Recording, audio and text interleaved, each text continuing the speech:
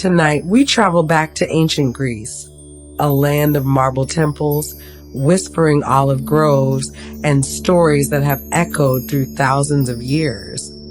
This is a quiet time with one of mythology's most misunderstood figures. This is not a tale of terror or battle. It is something much softer than that.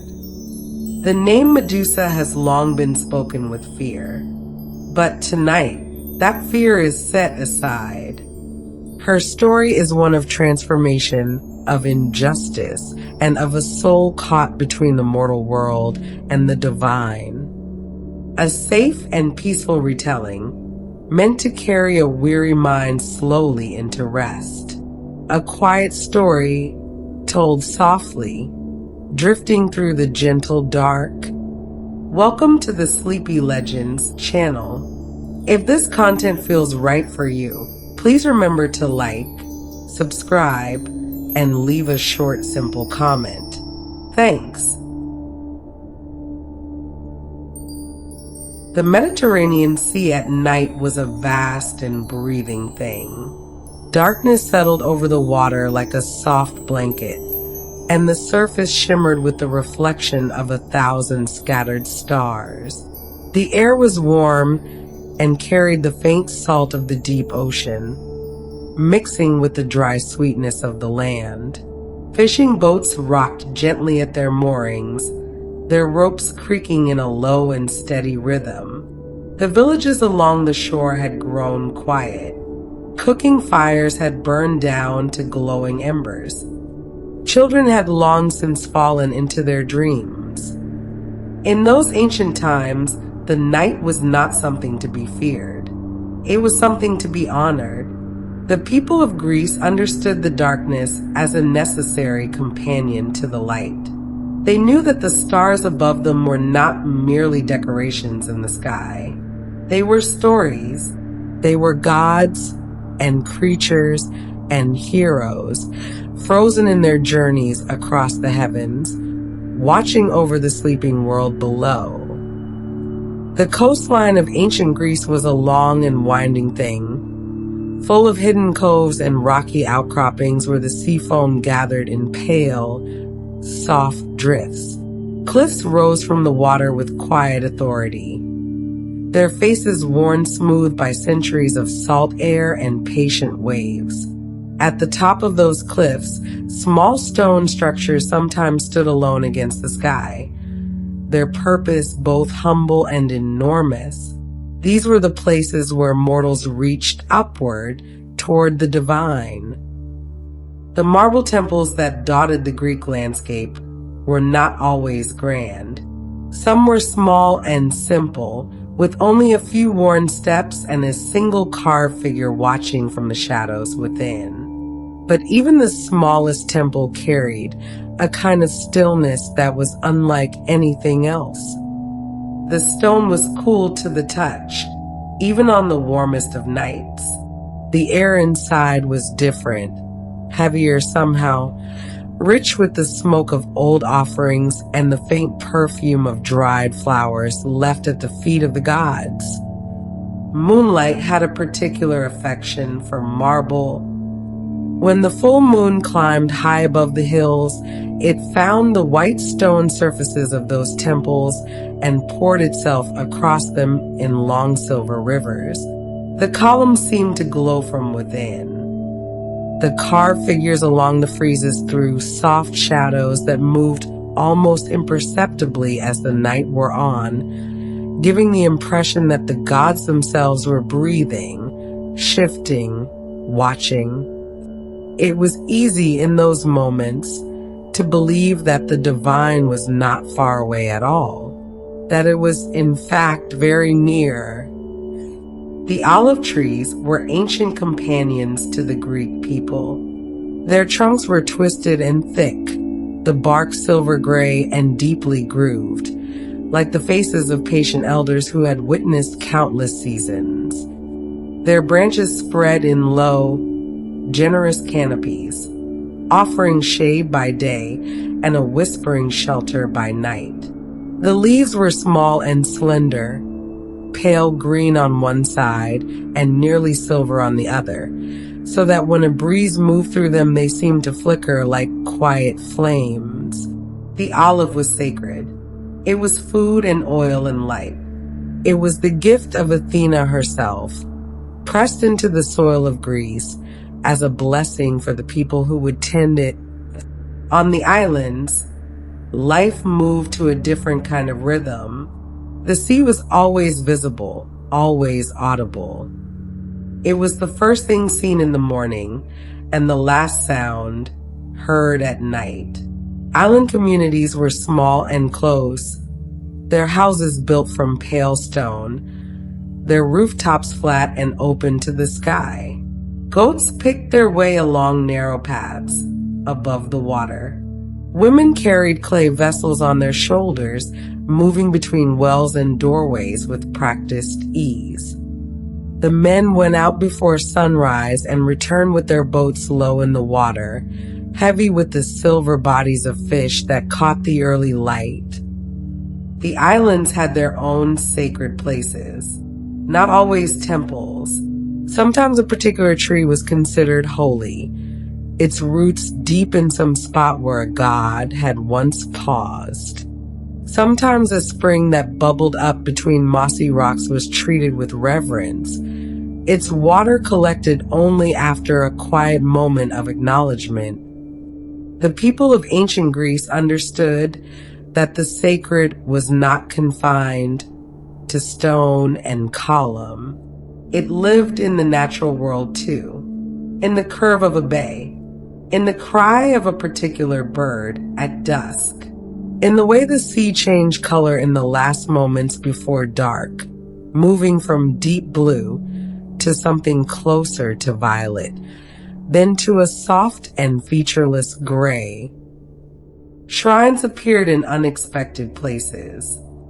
At the side of a road where two paths crossed, in the corner of a courtyard, partly hidden by climbing vines, on a rocky ledge above the sea, where a small carved figure stood with its feet perpetually damp from the spray below. These were not grand declarations. They were quiet conversations between the mortal and the immortal, maintained daily, tended with oil and flowers and whispered words. They were reminders that the gods were not distant, that they moved through the same landscape, breathed the same salt air, watched the same slow turning of the stars. The night in ancient Greece was full of sound, though it was never loud. Crickets filled the darkness with their steady song. The sea moved against the rocks in its ancient and patient way. An owl called once from somewhere in the olive trees, its voice round and soft in the darkness. The flames of oil lamps in doorways flickered and bent, casting pools of amber light onto worn stone thresholds. It was a world that believed deeply in the presence of the divine, a world where beauty and danger often wore the same face, where stories were not merely entertainment, but explanation, and where every grove, every spring, every gleaming temple held within it the possibility of an encounter with something far greater than the human. Among those sacred spaces was a temple dedicated to Athena, and there once served a young priestess named Medusa. Medusa was not born a monster. She was born a girl, somewhere along the rocky coastline of ancient Greece, in a time when the world was young enough to still believe that the gods walked among mortals without disguise. She grew up under open skies, beside the sea, in the way that most children of that era did. She learned the names of the gods before she learned much else. She understood from a very early age that the world was full of forces larger than herself, and that those forces deserved acknowledgement and care.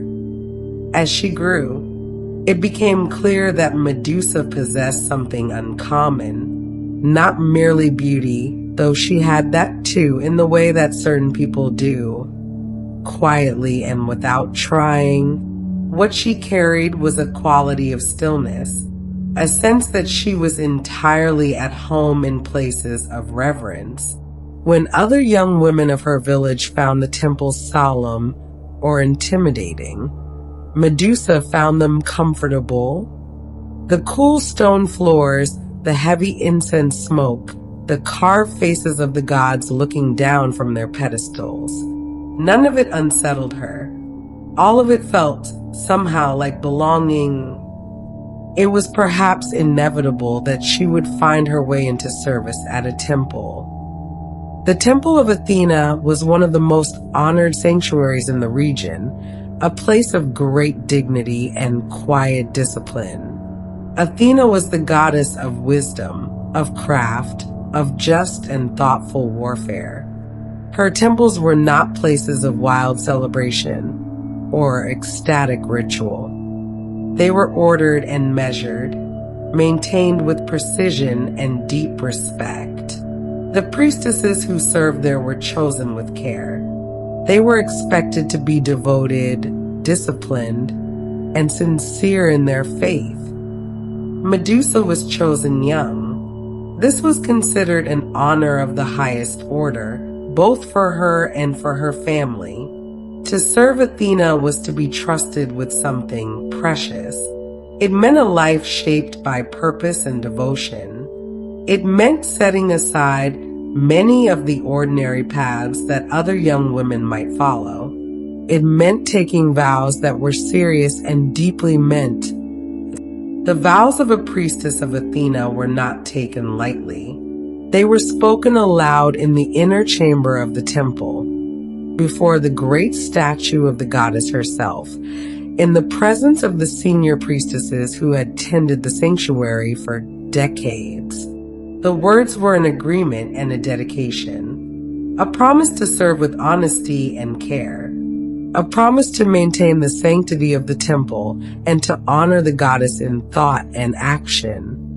These vows were binding in the deepest sense. They were not merely rules. They were the shape of a life. And Medusa embraced that shape willingly. She moved into the rhythms of temple life with a natural ease that impressed the older women who guided her. There was nothing reluctant in her devotion. She did not serve because she had been told to.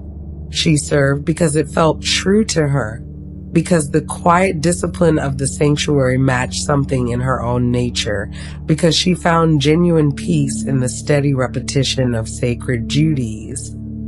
The days inside the temple followed a careful pattern. Before the sun had fully cleared the horizon, the priestesses were already at their tasks. The first duty of the morning was the lighting of the oil lamps. Medusa took particular care with this. The lamps were small clay vessels, some of them very old, their surfaces darkened by years of use. Each one held a wick of twisted fiber that caught the flame with a soft hiss and then settled into a calm, even glow. She moved from lamp to lamp in the gray early light, her movements unhurried, her attention fully given to each small flame. The lamps lined the interior walls of the temple in long rows, and when they were all burning, the whole chamber filled with a warm and amber radiance that made the stone walls look almost golden. After the lamps came the offerings. Each morning, the priestesses arranged fresh gifts at the base of Athena's statue. Medusa would carry a small clay bowl of olives, their skins dark and glistening, and place it with both hands at the goddess's feet. Beside the olives, she would set honey cakes, small and round, their surfaces still faintly warm from the morning baking. The scent of honey mixed with the smoke of the lamps in a combination that Medusa would carry in her memory for the rest of her life, a smell that meant reverence, that meant belonging, that meant the quiet start of another devoted day. The bronze statues required regular attention. There were several in the temple, smaller figures that lined the approach to the great central image of Athena. They were gifts from worshippers brought over many years, each one slightly different in style and size.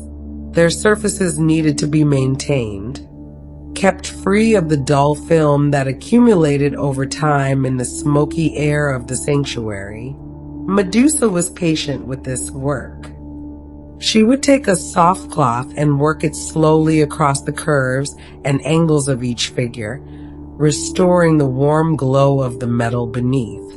It was quiet, meditative work, the kind of task that allowed the mind to settle and the breath to slow. She did not rush it.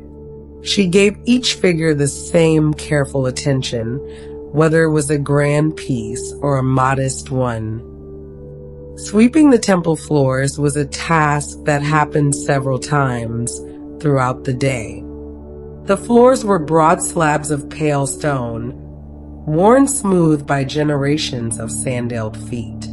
Dust gathered quickly in a place where incense burned constantly and where the feet of worshippers tracked in the fine dry soil of the surrounding landscape.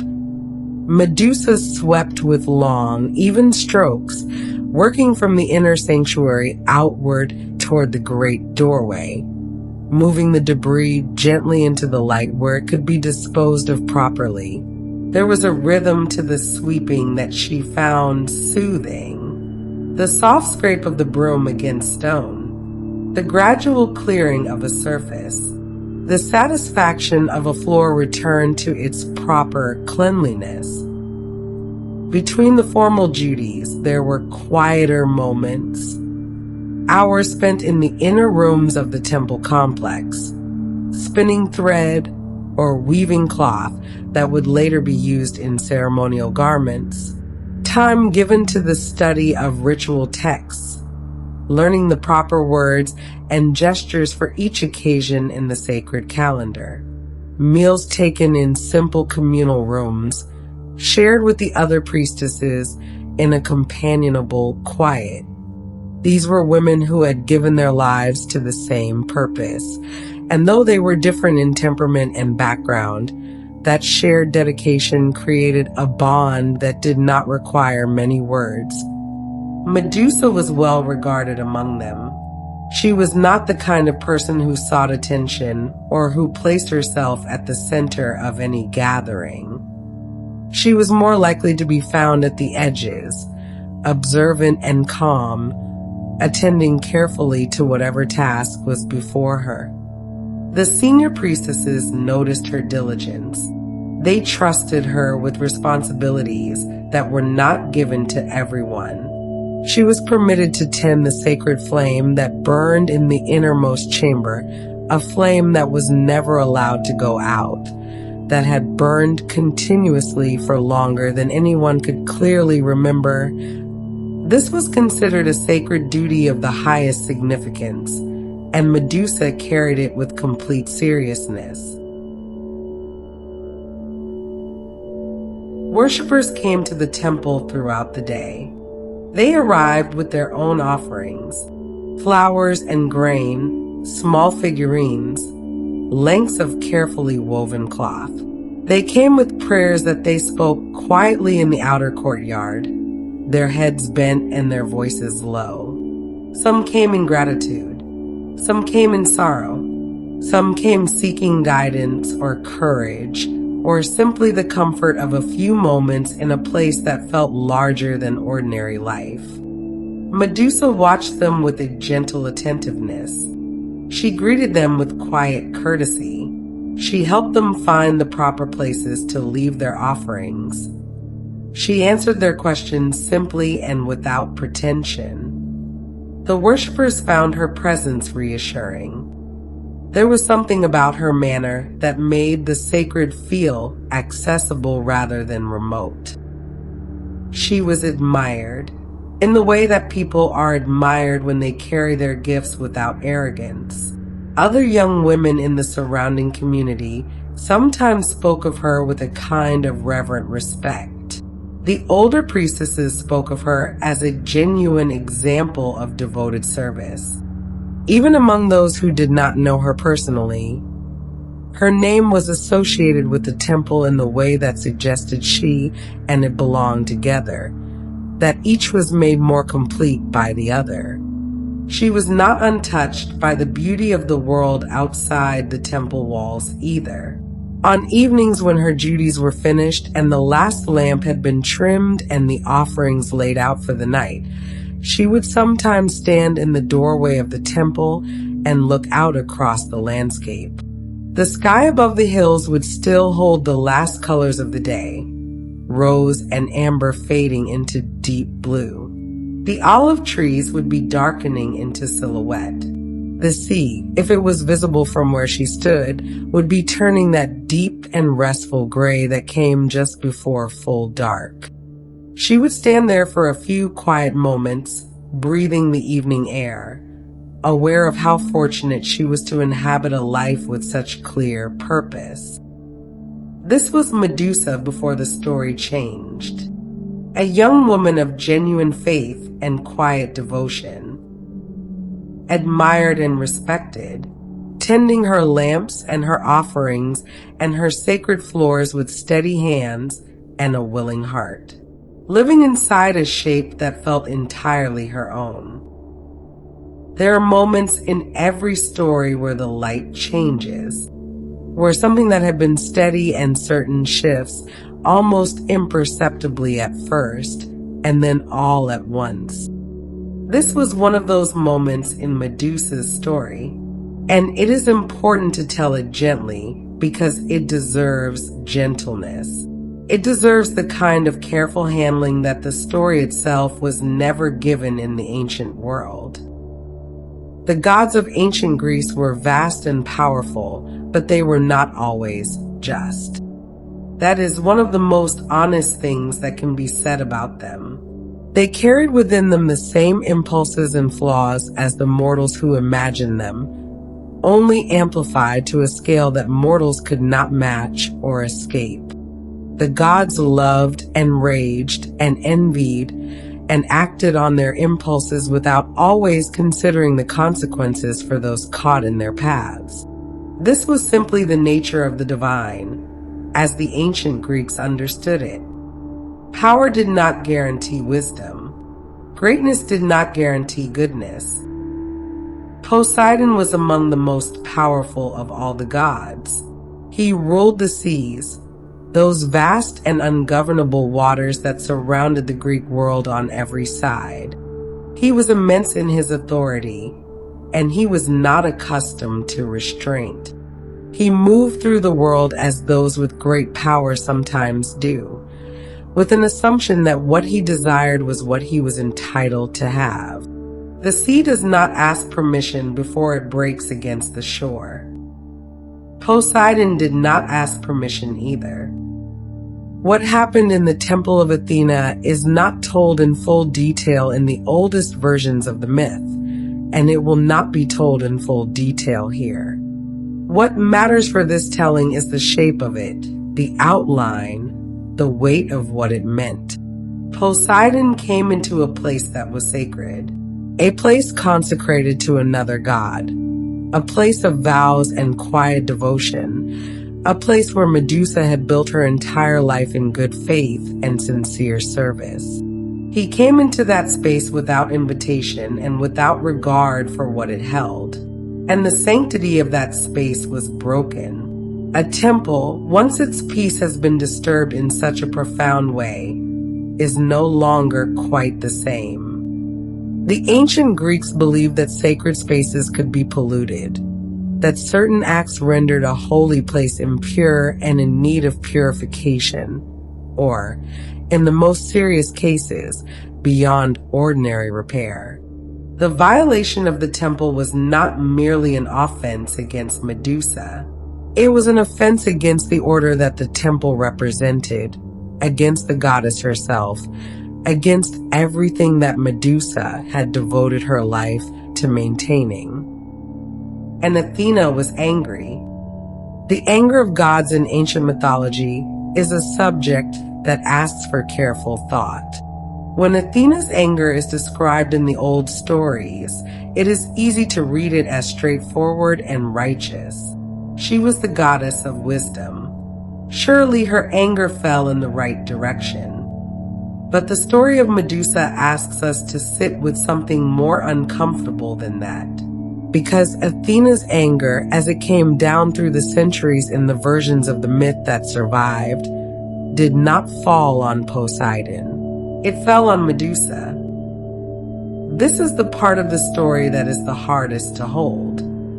And it is also the part that says the most, not about the gods, but about the human world that created these stories and passed them forward through generations. The ancient world had particular ways of assigning blame and particular ways of assigning silence. Those with the least power were often required to carry the most weight. Those who had been wronged were often the ones who were asked to bear the consequences of the wrong done to them. Medusa had no power over what had happened to her. She had done nothing to invite the disruption of her sacred life. She attended her temple with absolute sincerity.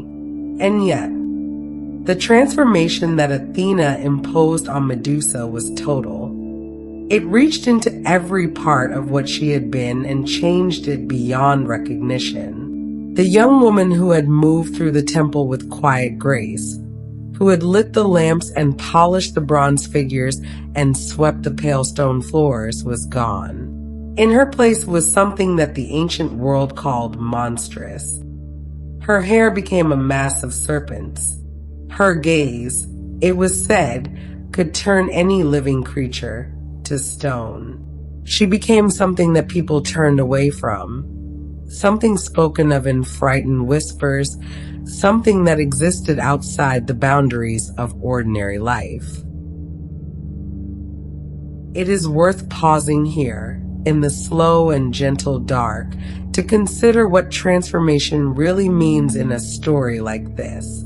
When a person is treated as monstrous, when they are cast out and made to feel that their very existence is something to be feared, something changes in them. Not because they have become what others say they are, but because isolation has a weight of its own. Because being seen as terrible when you began as devoted and sincere leaves a mark that goes very deep. The serpents and the petrifying gaze were the language the ancient Greeks used to describe something that is, at its heart, a very human experience. The experience of being made into something you never were, by forces you never had the power to resist. Medusa could not speak against what had been done. The ancient world did not offer her that space. She was a priestess who had lost her temple, a devoted servant who had been transformed into the very thing that her sanctuary was meant to protect against. There was no tribunal for her case. There was no mechanism by which her version of the story could be told and weighed against the version that the powerful preferred. Her silence was not chosen. It was the only option available to her in a world that had already decided what she was. That silence is something worth honoring here, in the telling of her story so many centuries later. The fact that she could not speak does not mean she had nothing to say. It means the world she inhabited was not yet capable of listening. Stories like hers exist in every age, in every culture, dressed in different details, but carrying the same essential truth. That the powerful are rarely held to account in the way that the powerless are. That the consequences of cruelty tend to travel downward rather than upward. That blame is a thing which, in an unjust world, finds the most vulnerable and settles there. There is something else worth noticing in the way that Medusa's story was told across the centuries. She became a figure of fear before she became a figure of sympathy. For a very long time, The part of her story that was remembered was the part about the serpents and the stone gaze and the hero who eventually came to defeat her. The earlier part, the temple and the vows and the quiet devoted life, was always there in the older texts, but it was not the part that was amplified and repeated. It was not the part that became famous. And that too is a reflection of something true about how human societies have often chosen to tell their stories. To see Medusa whole, to see her as she was before and understand how she came to be what she became, is to practice a kind of attention that the ancient world rarely extended to those in her position. It is to ask not only what someone became, but why. Not only what the story says on its surface, but what it holds underneath, in the quieter layers where the truth of it actually lives. And so Medusa was sent far away, to a lonely island of stone and wind. The island was not on any map that merchants or sailors kept folded in their vessels. It was not a place that anyone traveled to by choice. It sat somewhere at the edge of the known world, where the sea grew darker and the sky seemed lower and the rocks along the shore were sharp and pale, like the bones of something ancient breaking through the skin of the earth. Nothing soft grew there. The grasses that pushed between the stones were thin and gray. The few trees that managed to survive were twisted into low, hunched shapes by years of patient endurance against the elements. It was a place that had never known much tenderness. This was where Medusa came to exist after the transformation. Not to thrive, not to begin again in any ordinary sense, but simply to be in the only place the world had left for her. The cave she inhabited was deep in the island's rocky interior, set into the face of a cliff where the stone had split apart long ago and left a hollow large enough to shelter in. The floor of the cave was smooth in places, worn by water that had once moved through it in wetter seasons. The walls held a faint mineral coolness that never entirely left, even in the warmest months. Light entered only in the mornings, when the sun was at a particular angle, and even then it came in a thin and tentative way, as though uncertain of its welcome. From the mouth of the cave, the sea was visible. It spread out below the cliffs in a broad and restless expanse, gray most days, occasionally deepening to a dark and heavy blue when storms gathered on the horizon. The waves broke against the rocks at the base of the cliffs in a continuous and tireless rhythm. They had been doing it long before Medusa arrived, and they would continue long after. There was something in that constancy that was neither comforting nor cruel. It was simply present, simply enduring, the way that the most fundamental things tend to be. The serpents that had replaced her hair were not still. They moved in slow and constant patterns, shifting against one another with a dry and quiet sound that she grew accustomed to over time. They were not separate from her. They were part of her now, as much as her hands or her breath. In the early days of the exile, she had tried not to think about them. Later, she stopped trying. They were what they were. They were what she had become. Some nights, in the deep quiet of the cave, they seemed to settle into a kind of rest, their movements slowing until they were nearly still. And in those moments, the whole of her felt something closer to peace than she had expected to feel again. She had not asked for the power her gaze now carried. It had been given to her without her consent, in the same way that so much of her story had been shaped without her consent. She learned about it gradually, through the stillness that gathered around her wherever she moved. The birds that came to the island's rocky shores would sometimes stray too near and then stop, mid-motion, their wings forever extended, their small heads forever turned. The stone that resulted was precise and detailed in ways that seemed impossible. Every feather, every curve of the body, preserved completely. She stopped moving toward the birds after a while.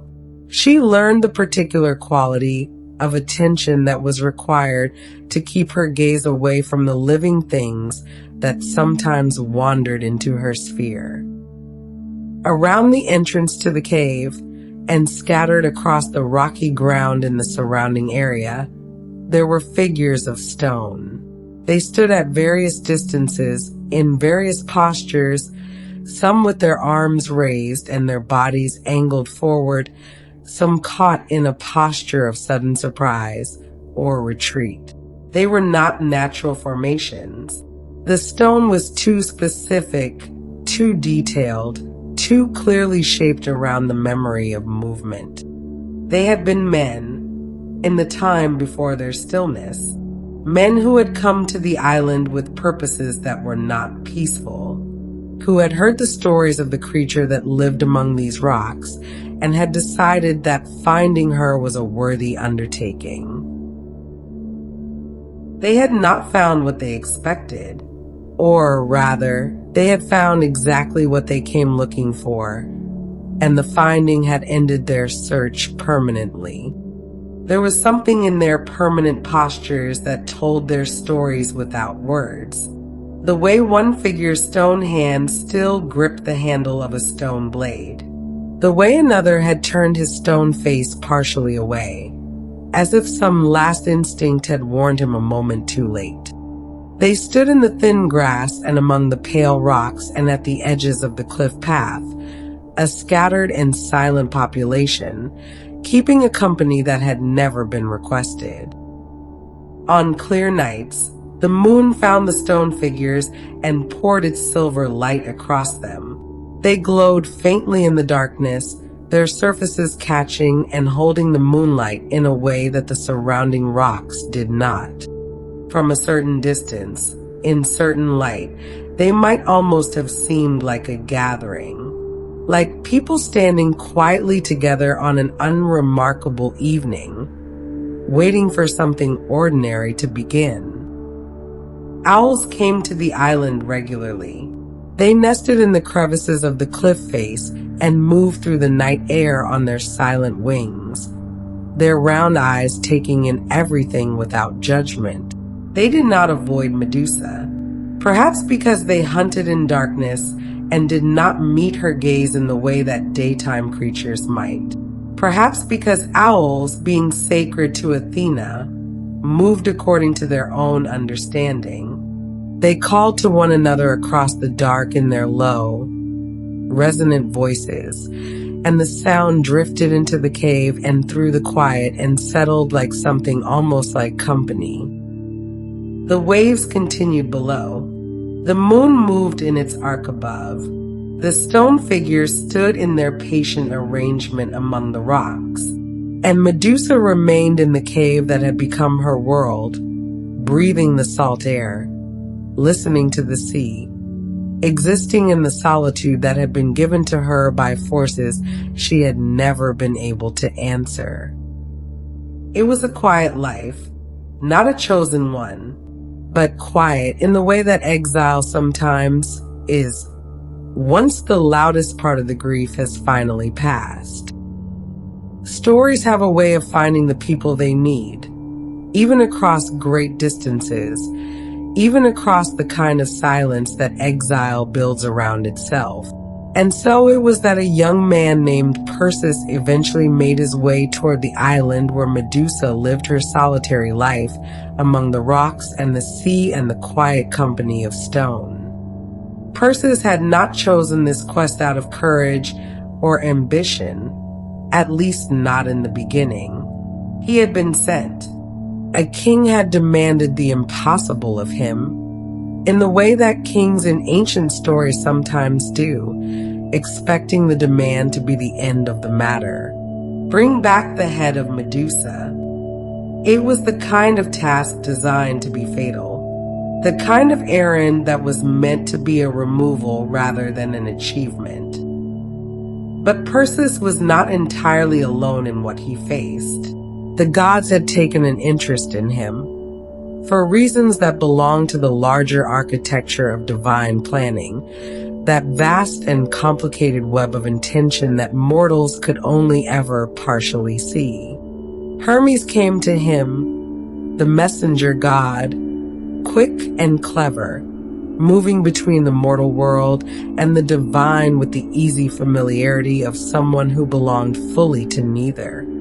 Athena came as well, and this detail carries its own weight within the story, that the goddess whose temple had been the beginning of everything should also be present at what would become the ending. They brought him gifts, not ordinary gifts, the kind that could only come from divine hands, shaped for a purpose that ordinary craftsmanship could not achieve.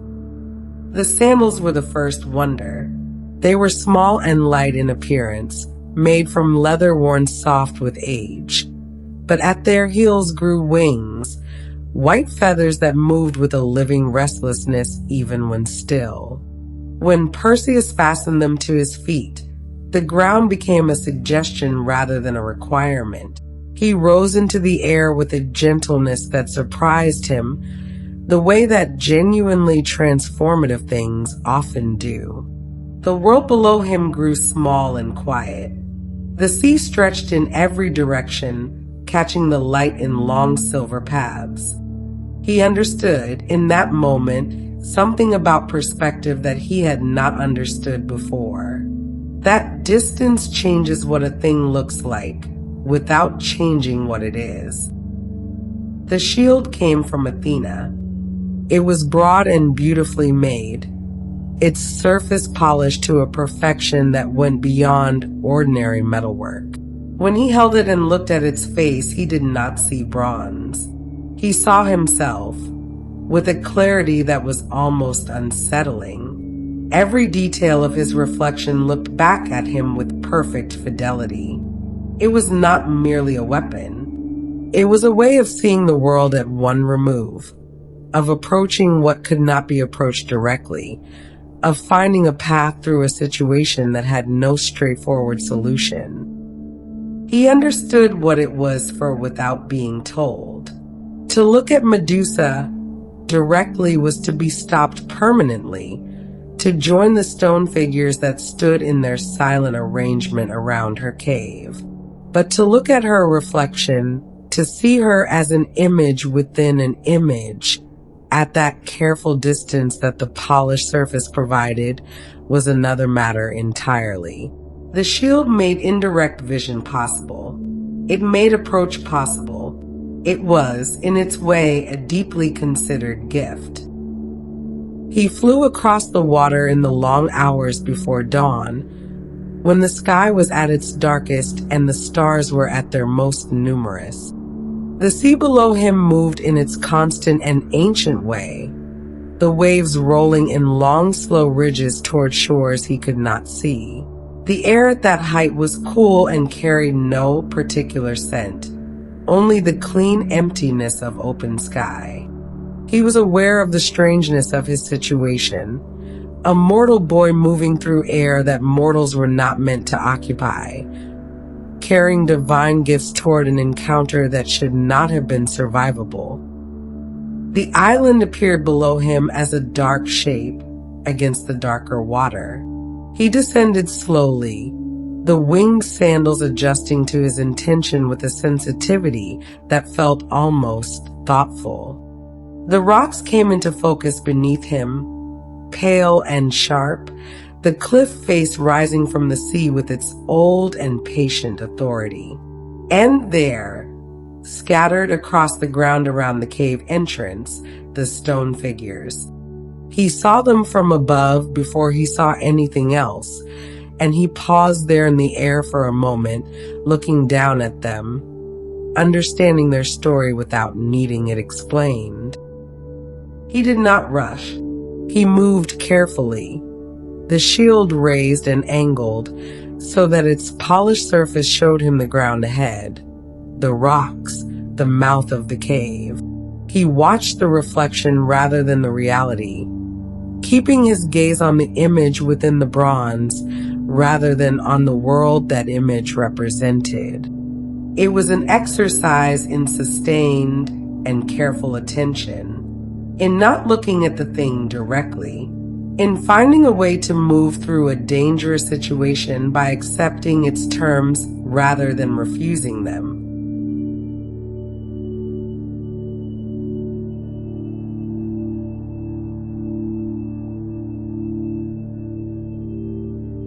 What happened in those final moments is told in the old myths with a swiftness that this retelling will not try to match. This is a story offered for rest and for reflection, not for drama.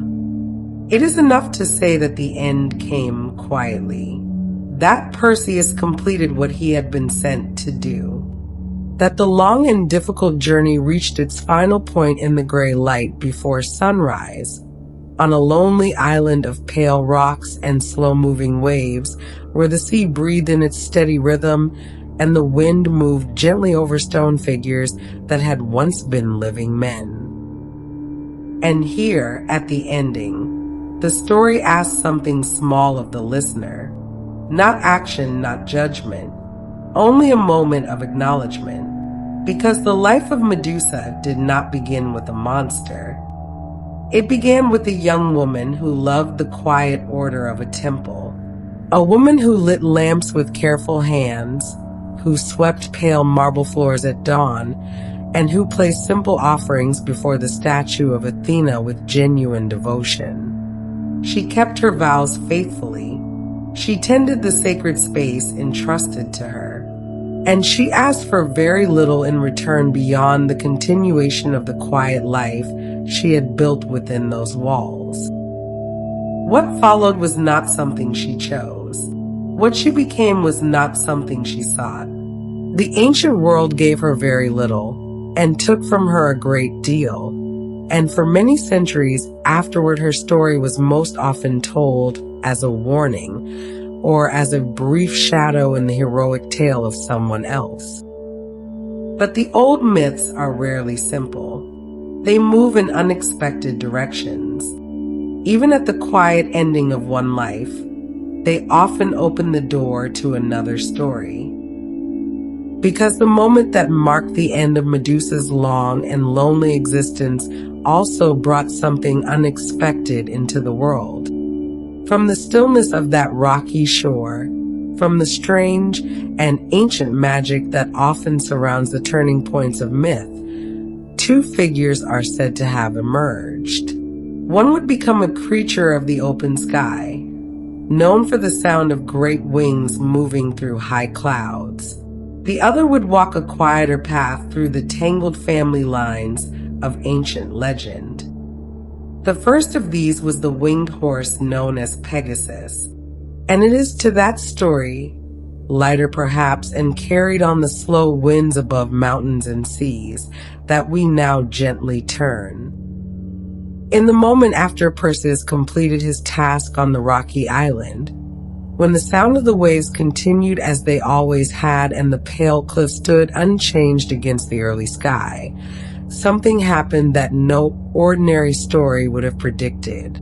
The ancient poets, in their accounts of what followed, described an emergence so unexpected and so beautiful that it reframed everything that had come before it. Not an ending, as it had appeared to be, something closer to a threshold, a point of transformation through which the story passed and came out changed on the other side. From the blood that fell to the rocky ground of the island, two beings came into existence. They did not arrive gradually. They did not grow or develop in the way that living things ordinarily do. They appeared fully formed in the way that only mythological things can, carrying with them from their very first moment all the qualities they would ever possess. The ancient sources are consistent on this point, that the emergence was sudden and complete, that there was no intermediate state between absence and full presence. The first was a horse, but to call him simply a horse is to use a word too small for what he was. He was white in most of the ancient descriptions, the kind of white that carries within it a suggestion of light rather than merely the absence of color. And he had wings, not decorative wings, not wings that served a symbolic purpose while leaving him earthbound, but great functional wings that were already moving in the island air from the first moment of his existence, already testing the medium through which they were designed to carry him. He was Pegasus, and he was one of the most extraordinary things that Greek mythology ever imagined into being. The second being was named Chrysor, a figure whose name meant something related to golden blades or golden weapons, and who appears in the ancient sources as a warrior of remarkable quality. Chrysor's story branched away from his brothers almost immediately, leading into other parts of the mythological landscape, other stories, other consequences.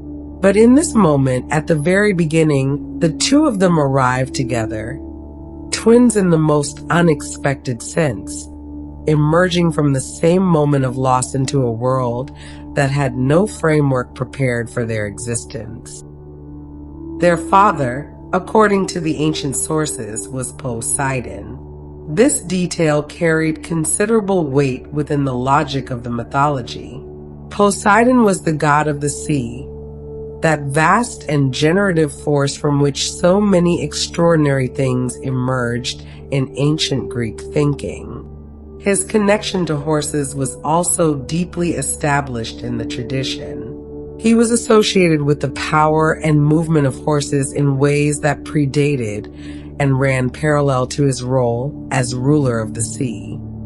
Some ancient sources described him as the creator of the horse itself, having produced the first one from the earth in that same contest with Athena over the patronage of Athens.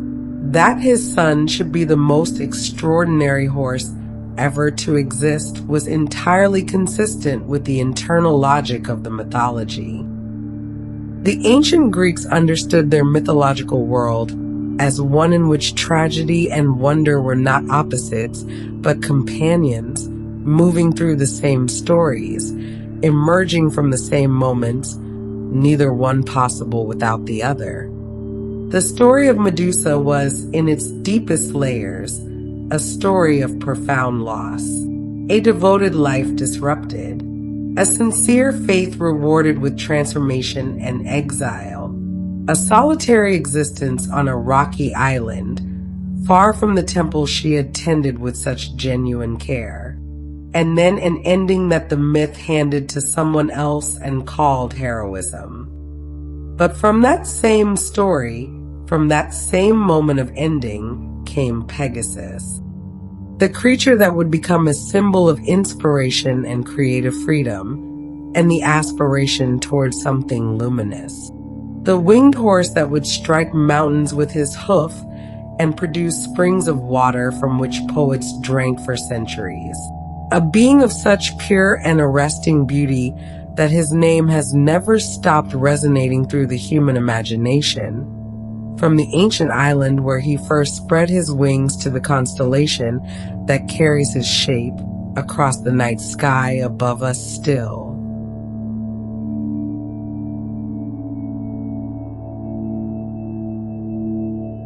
This is something the ancient Greeks understood about the nature of stories, and perhaps about the nature of the world itself, that the most unexpected beginnings sometimes arrive through the most difficult endings, that wonder does not always announce itself in advance, that it sometimes simply appears, fully formed, wings already moving, ready for the sky. The name Pegasus has been spoken in so many languages, carried through so many centuries, repeated in so many different contexts, that it can be easy to forget that it began as a very specific word in a very specific place, chosen with the kind of care that ancient Greeks habitually brought to the naming of significant things. The linguistic roots of the name reach back toward the ancient Greek word for spring or fountain, for the welling up of water from the earth, for that particular kind of emergence that happens when something hidden beneath the surface finally finds its way into the open air. It was a name that carried within it the idea of something arising, something coming forth from a source that is not immediately visible, something that begins below and moves upward. That upward movement was, from the very beginning, the essential quality of Pegasus. Everything about him was oriented toward the sky, toward height, toward the kind of freedom that only becomes possible when the ordinary constraints of earthbound existence have been left behind. His name pointed toward his nature before he had even demonstrated that nature. He was, from the first syllable of his name to the last beat of his wings against the island air, a creature defined by the act of rising. The ancient Greeks had a deep and complex relationship with horses that ran through their culture at every level, from the practical to the sacred. Horses were among the most powerful animals in the ancient world, creatures whose speed and strength and responsiveness made them partners in warfare and travel and ceremony in ways that no other animal could match. They were expensive to keep and difficult to manage, which meant that ownership of horses was associated with wealth and social standing. But beyond the practical and the social, horses carried a symbolic weight that exceeded any of their material uses. A horse in motion was an image of pure power directed by will, of enormous physical force made responsive to human intention, of speed that compressed distance and made the world feel smaller and more traversable. When ancient Greek artists wanted to represent power that moved, power that was not static, but dynamic and directional, they reached for the image of the horse almost instinctively. The great friezes of the Parthenon showed horses and riders in procession, their bodies carved with an attention to the muscular reality of movement that remains extraordinary to this day. The chariot pulled by horses was the vehicle of gods and heroes, the mode of travel appropriate to those whose business in the world was significant enough to require swiftness. To give a horse wings was to take that already powerful image and extend it into a new dimension. It was to ask what power and movement would look like if they were freed from the last remaining constraint, the ground itself. A horse could outrun almost anything that moved across the earth. A winged horse could leave the earth entirely. The addition of wings to the horse image was not merely decorative. It was a logical extension of what the horse already represented, a way of imagining what became possible when the qualities the horse embodied were no longer limited by gravity and terrain. Wings in ancient Greek visual and symbolic thinking were associated with the divine and the sacred in a very direct way. The gods and their messengers moved through the air. Hermes had his winged sandals. The goddess Nike, whose name meant victory, was depicted as a winged figure. Divine beings moved between the mortal world and the realm of the gods through the air, through the medium that separated the earthbound from the heavenly. To possess wings was to possess a form of access, a capacity for movement between realms that purely earthbound creatures did not share. Pegasus rising from the island in those first moments of his existence was an image that combined all of these symbolic layers simultaneously. The power of the horse, now freed from the ground. The divine quality of winged flight, now embodied in a creature of extraordinary beauty. The movement upward, away from the rocky island with its pale cliffs and its patient sea and its scattered stone figures, toward the open air above, toward the clouds and the winds and the long horizontal light of the early morning sky. He did not circle or hesitate. He rose because rising was what he was made for. The ancient Greeks who first told his story looked up at the sky with the same instinctive attention that people in every era have brought to it. They watched the clouds build over the mountains in the afternoons, those great white towers of vapor that accumulated slowly and then, sometimes, darkened at their bases and spread outward and began to move with a purpose that felt intentional. They heard thunder rolling across the peaks and felt the air change in the moments before a storm arrived. That particular quality of atmospheric tension that makes every living thing pause and attend. They understood the sky as a place of enormous power, of forces that dwarfed anything available to mortals on the ground below. Pegasus moved through that sky with a comfort and authority that connected him to all of those forces. The ancient sources that associated him with storms and thunder and clouds were not simply adding dramatic detail to his story. They were locating him within the full register of what the sky meant to the ancient Greek imagination. He was not merely a beautiful creature who happened to be able to fly. He was a being whose nature was continuous with the nature of the sky itself, whose movement through the air was of a piece with the movement of weather and wind and the great atmospheric forces that shaped life on the ground below. The mountains of ancient Greece rose from the landscape with a quality of permanence and authority that made them natural sites of divine association. Their peaks disappeared into cloud in certain seasons, creating the impression of a boundary between the human world below and something else above. The gods lived on mountains.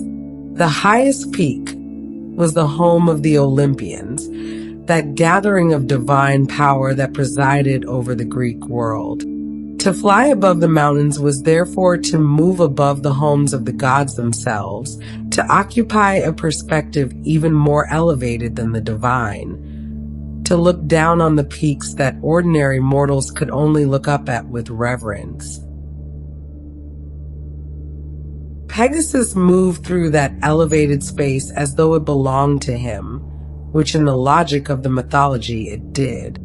He was a creature of the upper air, of the quiet winds that moved across Greece at heights where the sounds of the world below faded into a distant and undifferentiated murmur. The peaks of the mountains passed beneath him, their snow or their bare rock catching the light differently depending on the season and the hour. The clouds that built around those peaks parted for him or gathered around him depending on the mood of the sky. He moved through it all with the ease of something completely at home in its proper element. There is a particular quality of stillness that descends on a landscape after a storm has passed. The air is washed and clear. The mountains stand out against the sky with an unusual sharpness, every ridge and crevice defined with a precision that ordinary daylight softens. The olive trees and the grasses and the stones along the hillsides hold the moisture of the recent rain, and everything smells of earth and sky together, of the meeting of the two realms that the storm facilitated. It is in moments like this that the ancient Greeks might have looked up and imagined they could see, very far above, the white shape of the winged horse moving through the cleared and luminous air, his wings catching the light. His passage leaving no trace, except perhaps a slight disturbance in the highest clouds, a gentle displacement of the upper winds that settled back to stillness almost as quickly as it had been made.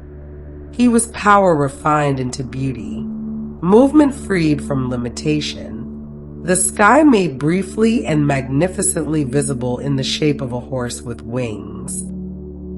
Every creature of extraordinary power, in the ancient Greek understanding of the world, eventually encountered the mortal who was meant to find them.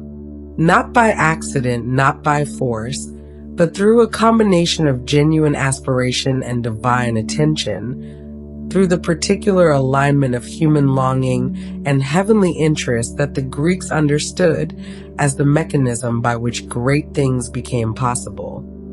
For Pegasus, that mortal was a young man named Bellerophon, and the story of how they found each other is one of the quietest and most graceful in the entire mythological tradition. Bellerophon was a young man of good character and considerable ability, the kind of person whom the ancient sources describe with a quality of genuine promise, someone whose nature suggested that his life would not remain ordinary, that it was moving towards something larger than everyday existence without yet having arrived there. He came from Corinth, a city of significant wealth and cultural richness, positioned on the narrow strip of land connecting mainland Greece to the southern peninsula, with the sea visible in multiple directions from its elevated center. It was a city that understood both the possibilities and the dangers of the wider world, and Bellerophon had grown up with that understanding woven into his sense of what a life might contain. He had heard of Pegasus, as everyone in the Greek world had heard of Pegasus.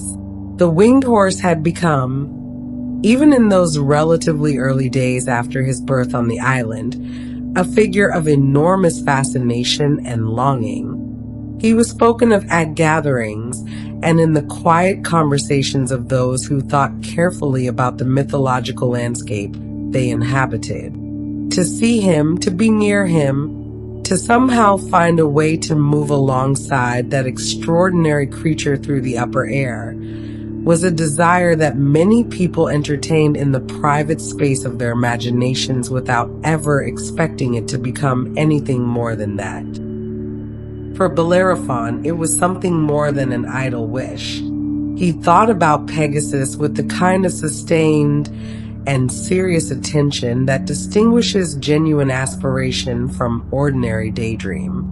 He thought about where the horse might be found, about what approach might be possible, about what it would mean to stand in the presence of a being so far outside the ordinary categories of animal life.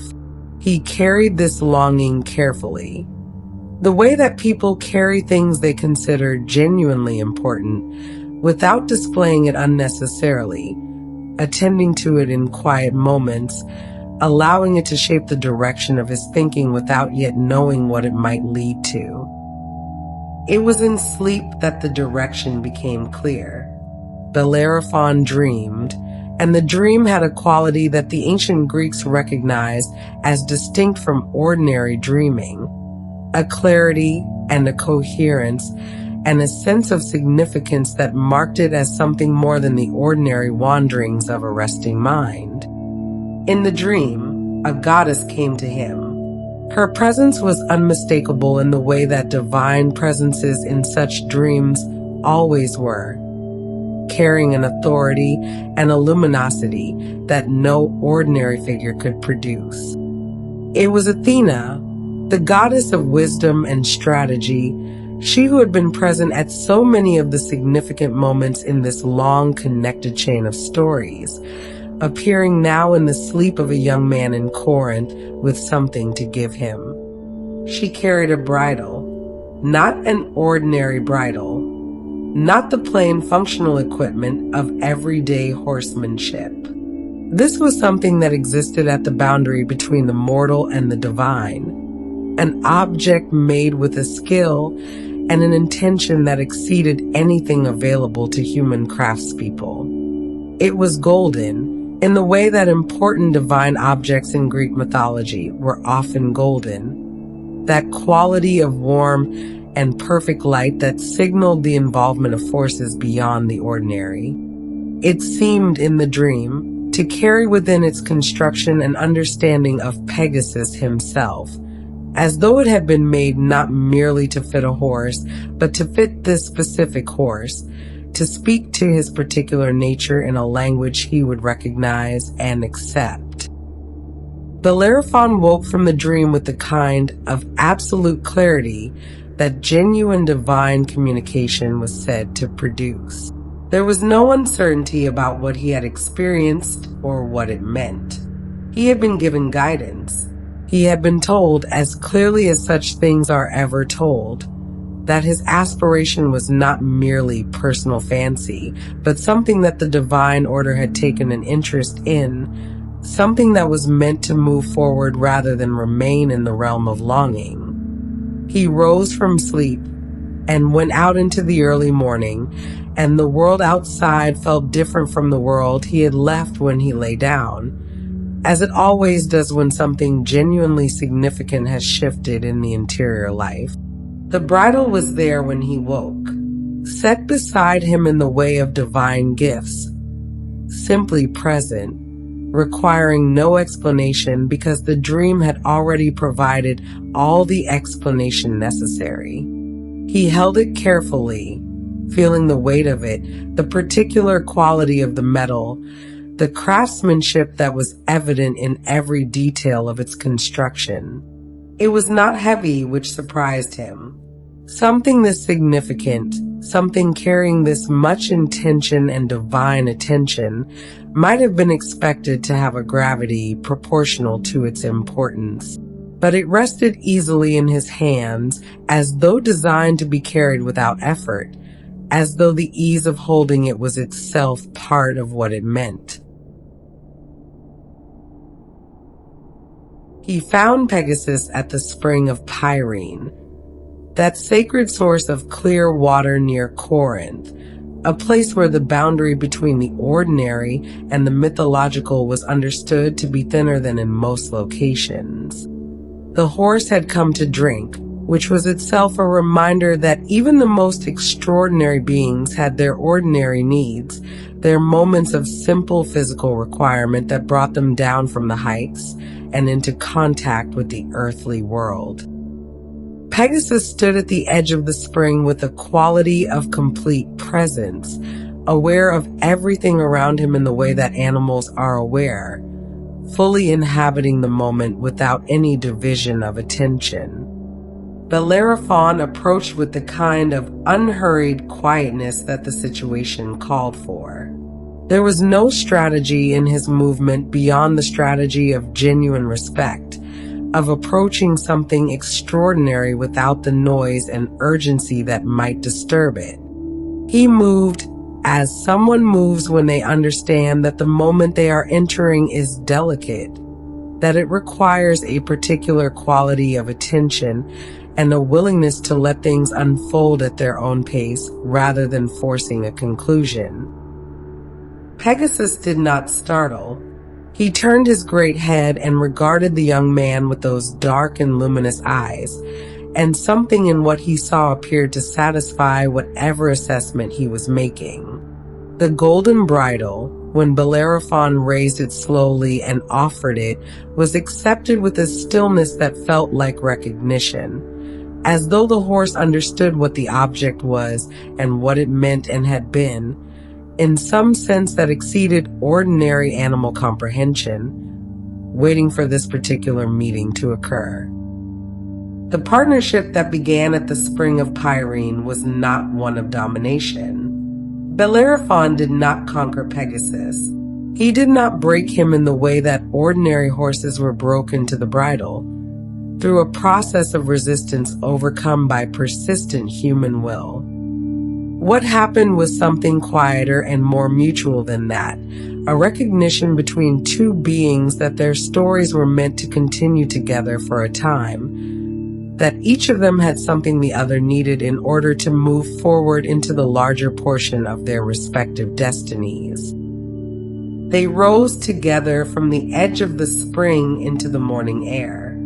The ground fell away beneath them, the familiar landscape of Corinth diminishing to a pattern of pale stone and silver olive groves, and the bright lines of roads connecting one human settlement to another. The sea appeared at the edges of the view, that constant Mediterranean presence, its surface catching the early light in long shifting reflections. And above them, the sky opened in every direction, vast and clear and entirely theirs. The ancient Greeks populated the edges of their world with creatures that combined the parts of known animals into shapes that no single natural species had ever worn. This was not carelessness or a failure of imagination. It was a deliberate and sophisticated way of thinking about the kinds of forces that existed beyond the boundaries of the familiar, the kinds of threats and mysteries that ordinary categories of understanding were not sufficient to contain. When the natural world provided insufficient vocabulary for something large and dangerous and resistant to easy classification, the Greek imagination reached into the available catalog of powerful and frightening animals and combined them into new configurations that could carry the necessary weight of meaning. The chimera was one of the most complete expressions of this imaginative tendency. She was a creature that the ancient sources describe with a specificity that suggests she was understood very clearly as a particular kind of being rather than a vague and generalized monster. She had the head of a lion at her front, that most powerful and authoritative of animals, the creature whose roar could stop movement and whose presence commanded a territory absolutely.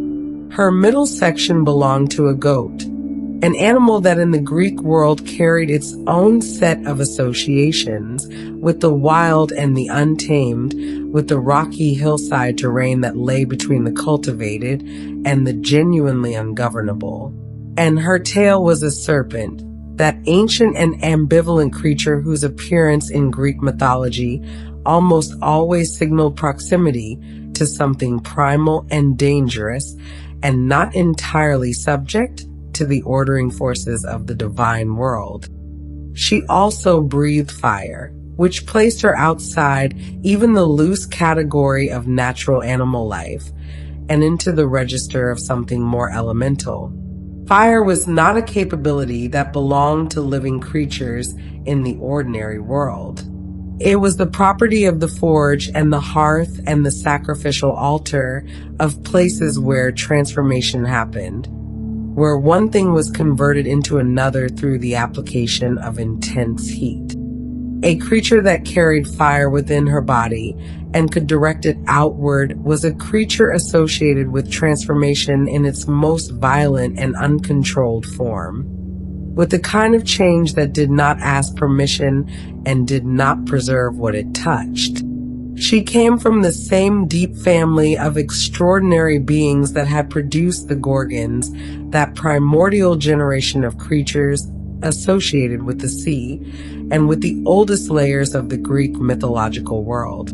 Her parentage connected her to Typhon and Echidna, two of the most formidable figures in the entire tradition, beings whose existence predated the current divine order and whose nature represented a kind of original wildness that the Olympian gods had never entirely succeeded in domesticating. She was, in the most literal sense, old. Old in a way that connected her to the foundations of the world, rather than to its current arrangements. The land she occupied when Bellerophon encountered her was suffering from her presence in ways that the ancient sources describe with a kind of quiet devastation. She moved through the landscape, leaving behind her the evidence of fire and destruction, the kind of damage that accumulated slowly and relentlessly, and that no ordinary human or animal response could address. The people of the region had learned to understand her as a permanent feature of their situation, a force of nature in the most unsettling sense, something that existed and caused harm and could not be reasoned with or redirected. Ancient storytellers who describe hybrid creatures like the chimera were doing something more complex than simply inventing monsters for their heroes to defeat. They were giving shape to the kinds of problems that resist straightforward solutions, to the challenges that draw on multiple different kinds of danger simultaneously. A creature that was only a lion could be understood in terms of lion behavior, could be approached with strategies appropriate to confronting a lion. A creature that combined lion and goat and serpent and fire exceeded any single framework for understanding. It required a response that was itself multifaceted, that could engage with the problem from more than one angle at once. This is where Bellerophon and Pegasus, as a partnership, carried a particular kind of symbolic logic. The chimera was a creature that belonged to the ground, that operated in the landscape of rocks and fire and earthbound destruction. She was formidable precisely because she occupied the terrain, because her power was expressed through her relationship to the surface of the world. Approaching her at ground level on her own terms in the environment where her particular combination of qualities gave her maximum advantage was an approach that was almost designed to fail. But Bellerophon had Pegasus. He had access to a perspective and a mode of movement that the chimera had no framework for addressing. The sky was not her domain. The upper air, where Pegasus moved with such complete authority, was a realm entirely outside the register of her power. What she could reach, she could destroy. What moved above her reach, in the clear air where her fire dissipated before it could find its target, was beyond her. The resolution of the encounter was therefore less a matter of brute force than of geometry, of the simple and elegant fact that the right perspective makes many seemingly insurmountable problems reveal their actual limits. Bellerophon on Pegasus moved through the air above the chimera, occupying the one position she could not counter, and from that position the encounter could reach its conclusion. The battle, such as it was, happened above the landscape rather than within it, in the upper air where Pegasus was entirely at home and the chimera was entirely without resource. There is something worth sitting within that image of the winged horse and his rider moving through the air above a problem that had seemed permanent and unresolvable. The ancient Greeks told this story because it captured something they believed about the relationship between perspective and difficulty, about how many things that appear impossible when confronted directly become manageable when approached from an unexpected angle. The monster that could not be defeated on the ground could be addressed from above. The problem that had no solution within its own terms could be resolved by stepping outside those terms entirely. This is the symbolic gift that Pegasus gave to every story he entered. Not simply the ability to fly, but the ability to change perspective, to rise above the immediate and the pressing and the apparently insoluble and find, from that elevated vantage point, the view that made the path forward visible. The wings were not merely a means of transportation. They were a way of seeing. They were the embodiment of the possibility that every difficult situation looks different from above. That height brings with it a clarity that ground level cannot provide. The hybrid nature of the chimera carries its own symbolic instruction as well.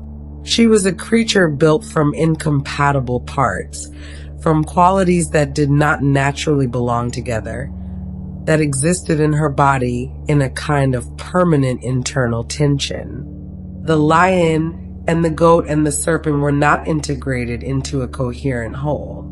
They were combined, which is a different thing entirely. And the fire that she breathed was the outward expression of that internal incompatibility the heat generated by forces that could not be reconciled pressing against the limits of the form that contained them. The ancient storytellers who imagined her were giving shape to something that their audience recognized. The experience of facing a problem that seems to have no coherent center, that presents different and contradictory faces, depending on which angle it is approached from. The chimera was frightening not merely because of her strength or her fire, but because she was fundamentally incoherent, because the usual strategies for understanding a threat did not apply to something built from such incompatible materials. Against that incoherence, the partnership of Bellerophon and Pegasus offered something that was, at its core, the opposite quality. They were coherent. They were a joining of human aspiration and divine capacity that made sense, that worked, that produced something greater than either could have managed alone. The young man who had dreamed of the golden bridle and the winged horse who had accepted it at the edge of the spring moved together through the air with a unity of purpose that was itself a kind of answer to the fragmented and combustible nature of what they faced. When the encounter was finished and they rose again into the upper air, leaving behind them the quiet that follows the resolution of something long unresolved, the landscape below must have looked different. The places that had been darkened by fire and by the presence of something deeply wrong with the natural order began, slowly, to return to themselves. The people of the region looked up at the sky and saw, or perhaps only imagined they saw, the white shape of the winged horse moving northward through the clear air, growing smaller with distance, until it was indistinguishable from the high clouds that drifted across the mountains. And the mountains stood as they had always stood, patient and permanent, their peaks catching the afternoon light, their slopes already beginning the slow work of recovery that the natural world undertakes whenever the thing that was harming it has finally passed. There is a particular kind of immortality that the ancient Greeks reserved for those figures whose stories had earned a permanent place in the human imagination. It was not the immortality of the gods, which was simply a condition of their nature, requiring no justification and carrying no particular weight of meaning. It was something more deliberate than that, more considered, more expressive of a genuine cultural judgment about significance and worth. It was the immortality of the stars. The night sky above ancient Greece was a different experience from what most people in the modern world encounter when they look upward after dark. There was no ambient light competing with the stars, no orange glow on the horizon from distant cities, no aircraft crossing the dark in their slow and orderly lines. The stars came out in their full numbers every clear night, from horizon to horizon, in a density and brilliance that made the sky feel genuinely populated, genuinely alive with presence and pattern. The ancient Greeks looked up at that sky every night of their lives and saw in it a vast and permanent record of their most significant stories. The practice of placing heroes and creatures among the stars was not arbitrary or decorative. It reflected a deep conviction about the relationship between the earthly and the cosmic, between the stories that human beings told about their world and the actual structure of the universe that contained them. When the ancient Greeks looked at a pattern of stars and saw in it the shape of a figure from their mythology, they were not simply exercising their imaginations. They were expressing a belief that the stories which mattered most to them were written into the fabric of reality itself, that the sky was a kind of permanent record-keeping, a place where the most significant things were preserved beyond the reach of time and forgetting.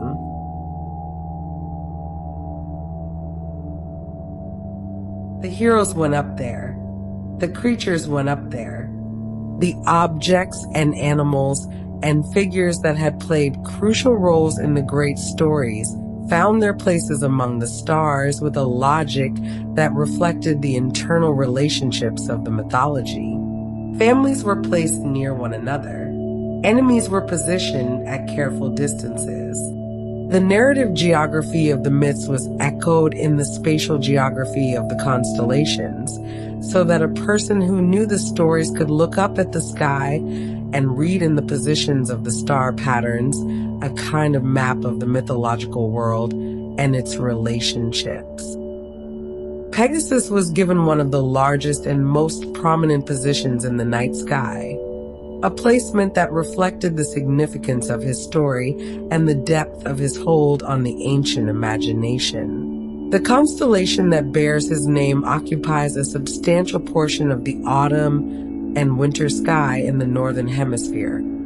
Visible from most of the inhabited world, it's positioned high enough in the sky during the months of its greatest visibility to be seen clearly above the horizon from a wide range of latitudes. It was not tucked away in a dim corner of the sky where only careful observers would find it. It was placed prominently, as befitted a creature of such significance. The most recognizable feature of the constellation is the formation known as the Great Square. For stars of reasonable brightness arranged in a quadrilateral that is large enough and regular enough in its shape to be identified with confidence even by those without extensive knowledge of the night sky. The Great Square of Pegasus is one of those asterisms, those informal groupings within or across constellation boundaries that experienced sky watchers use as landmarks, as reference points from which other, fainter patterns can be located. To know the Great Square is to have a reliable anchor point in the autumn sky, a place from which the surrounding constellations can be found and identified. The ancient Greeks who first formalized the constellation were working with the same fundamental human tendency that had produced all the others, the tendency to find pattern in the random distribution of lights across the dark, to connect points into lines and lines into shapes and shapes into figures that carried meaning. The stars that form Pegasus are not, in any objective sense, related to one another. They exist at vastly different distances from the Earth, distributed through space in 3 dimensions in ways that have nothing to do with their apparent proximity when seen from the surface of our planet. The constellation is a projection, a shape that exists only from this particular vantage point, only when those unrelated points of light are flattened onto the apparent surface of the sky and connected by the pattern-seeking human mind. But that projection carries its own kind of truth. The shape that the ancient Greeks saw in those stars, the great winged horse moving through the northern sky, was a shape produced by genuine human attention and genuine human care. It was the result of countless generations of people looking upward on clear nights and finding, in the same arrangement of lights, the same figure, confirming for each new generation that the pattern was real and stable and worth preserving. The constellation of Pegasus is, in this sense, a record of sustained human attention, of the consistent and careful observation of the sky across a very long span of time. Navigation depended on that attention. The ancient Mediterranean world was a world of seafarers, of merchants and fishermen and explorers who moved across open water in vessels, whose safety depended on knowing where they were and where they were going. Before the instruments that later centuries would develop for this purpose, the stars were the primary means of maintaining orientation across the featureless surface of the sea. A sailor who knew the night sky could determine his latitude, could identify the direction of north with confidence, could track the progress of the night and estimate the hours remaining before dawn. The constellations were therefore not merely poetic or religious objects. They were practical tools, part of the working knowledge of every person whose livelihood depended on safe passage across open water. A fisherman setting out before dawn knew the sky the way he knew his boat and his nets, as something fundamental to his work, something that required regular attention and reliable knowledge. The stories attached to the constellations helped preserve that knowledge across generations, gave the pattern something to anchor to in the memory beyond the abstract arrangement of points, made the sky a place of narrative as well as navigation. To look up at the constellation of Pegasus was therefore to do several things simultaneously. It was to locate oneself in the sky, to use the Great Square as a reference point for finding other patterns and maintaining orientation. It was to participate in a tradition of sky watching that stretched back through countless generations of careful observers. And it was to see in the arrangement of those lights the shape of the winged horse, to remember his story and all the stories connected to it, to trace in the stars above the long chain of consequence and transformation that had begun on a rocky island and moved through springs and mountains and open sky to arrive here, written permanently into the fabric of the night. On a clear autumn evening, when the air has the particular crispness that marks the turning of the season, and the sky has deepened to the rich dark blue that comes an hour after sunset, the great square of Pegasus appears in the east and climbs slowly toward the zenith as the night advances. The 4 stars that mark its corners are steady and clear, neither the brightest in the sky nor the faintest, substantial enough to be found without difficulty, but not so dominant as to overwhelm the subtler patterns around them. They rise together, maintaining their square formation with the patient reliability of something that has been doing this for a very long time and intends to continue. Around them, the other stars of the constellation extend outward in lines that the imagination can follow toward the shape of the horse, the neck curving away from the square in one direction, the suggestion of wings spreading in another. It requires something of the observer, a willingness to let the pattern emerge rather than demanding it, a patience with the kind of seeing that builds gradually rather than arriving all at once.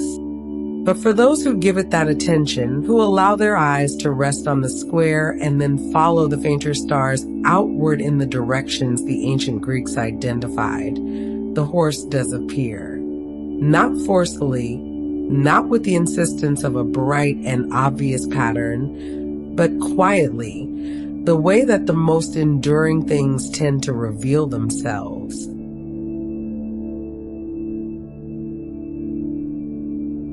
The night is very quiet at this hour.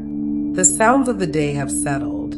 The world below the sky is resting, breathing slowly, giving itself over to the dark with the trust that comes from knowing the light will return. And above it all, patient and permanent and entirely unhurried, the winged horse moves through his arc across the sky. As he has moved through it every autumn since the ancient Greeks first traced his shape in the stars and gave him a place there that nothing subsequent has managed to take away. He began in a moment of loss and transformation on an island of pale rocks and patient sea. He rose from that beginning on wings that were already fully formed, already reaching for the air that was his natural element. He flew above the mountains and the clouds and the distant glittering surface of the Mediterranean, above everything that had defined and constrained the story that produced him.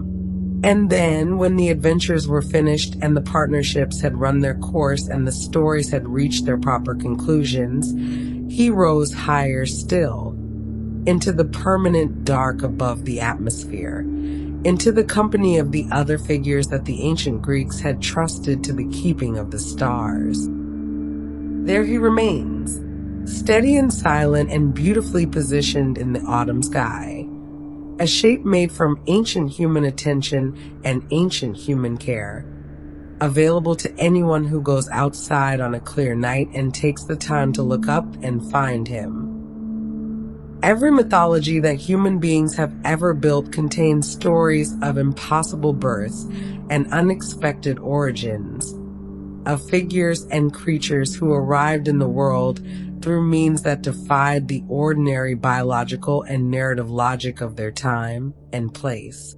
This is not a coincidence. It is not a quirk of any single tradition or a failure of any particular culture to think carefully about how the world actually works. It is something far more deliberate and far more interesting than either of those explanations would suggest. The strange birth stories of world mythology are doing specific and important work, carrying meanings that more conventional narratives of origin could not carry, expressing truths about the nature of transformation and consequence and the relationship between loss and possibility that ordinary storytelling has no adequate vocabulary for. The ancient Greeks were among the most sophisticated practitioners of this kind of narrative, and the birth stories scattered through their mythology reflect a consistent and deeply considered understanding of what such stories are for. When something new and significant enters the world in Greek mythology, it rarely does so through channels that would satisfy a demand for straightforward explanation. It arrives through rupture, through the unexpected, through moments of violence or transformation or divine intervention that break open the ordinary surface of events and allow something unprecedented to emerge from the interior. The strange births cluster, in the Greek tradition, around moments of maximum significance. They appear at the junctions of the mythology, at the places where one major story ends and several others begin, where the consequences of important events start to ramify outward into the larger mythological world. They are markers of significance as much as they are narrative events, signals to the listener that something of lasting importance has just occurred, that the story has reached one of those moments where the ground shifts and nothing afterward is quite the same as it was before. Monsters giving rise to heroes is one of the most consistent patterns in world mythology, and it operates on a logic that becomes clear once it is noticed. A monster in the mythological sense is not simply a large and dangerous animal. It is a disruption of the natural order, a presence that embodies some quality of excess or imbalance or wrongness that the world as it should be cannot accommodate. The monster makes the hero necessary. It creates the specific set of conditions that calls forth the specific set of qualities that the hero possesses, that gives those qualities a purpose and a direction that they might not otherwise have found. Without the chimera, Bellerophon and Pegasus had their qualities, their aspiration and their beauty and their capacity for flight. But those qualities had no particular direction. The monster gave them a task proportionate to what they were. It created the situation that allowed the partnership to express its full potential, to demonstrate in action what it was capable of, to move from possibility into actuality in a way that mattered to the world around them. The monster was, in this sense, a gift as much as a threat, a terrible gift, a gift that arrived in a form no one would have chosen, but a gift nonetheless in terms of what it made possible. The gods appearing through unusual events follows a similar logic. When divine figures enter the mortal world in Greek mythology, they rarely do so through channels that mortals can anticipate or control. They arrive in unexpected forms, at unexpected moments, through events that seem at first to be purely destructive or disruptive, or simply strange. The divine does not announce itself in ways that allow for comfortable preparation. It breaks through the ordinary surface of events with a force that the ordinary surface cannot contain, and what emerges from that breaking is something that transforms the situation permanently. The transformation after a tragedy theme runs through so much of world mythology because it addresses something that human beings have always needed storytelling to address: the question of what meaning can be found in suffering. The question of whether loss is ever genuinely final, or whether it always contains within it the seeds of something that could not have existed without it. This is not a comfortable question, and mythology does not offer comfortable answers to it. It does not suggest that suffering is secretly good, or that loss is not real, or that the transformation that follows compensates for what was lost. The loss in these stories remains a loss. Medusa's story does not become a happy one because Pegasus emerged from it. What the transformation after tragedy theme offers instead is something more honest and more useful than false comfort. It offers the observation that the world continues to generate new things even from its most damaged moments, that the creative force of existence does not stop operating simply because something terrible has occurred, that from the same moment that closes one possibility, other possibilities, sometimes entirely unexpected ones, sometimes ones of great beauty and significance, begin to open. This is not consolation. It is description. It is the mythology telling the truth about how the world actually behaves, dressed in the language of winged horses and golden bridles and stars. The way that myths connect one story to many others is one of the qualities that makes the Greek mythological tradition feel, to those who spend time with it, less like a collection of separate narratives and more like a single vast interconnected account of a world and the forces that shaped it. Pull any thread and find it connected to a dozen others. Follow any character far enough and find them intersecting with characters from stories that seemed, on the surface, entirely unrelated. The family trees of Greek mythology are not merely genealogical records. They are maps of connection, of the way that events and consequences and qualities flow from one story into another, accumulating meaning as they travel. Pegasus connects Medusa to the Muses through the spring his hoof produced on their sacred mountain. He connects her to Bellerophon, and through Bellerophon to the royal houses of several ancient kingdoms and to the various creatures and challenges that those kingdoms faced. He connects her to Zeus, in whose service some accounts place him, and through Zeus to the entire upper architecture of the Olympian world.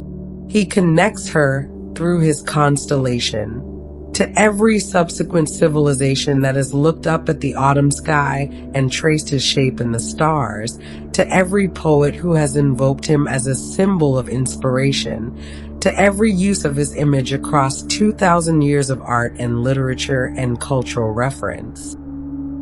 From Medusa's story came two very different legends.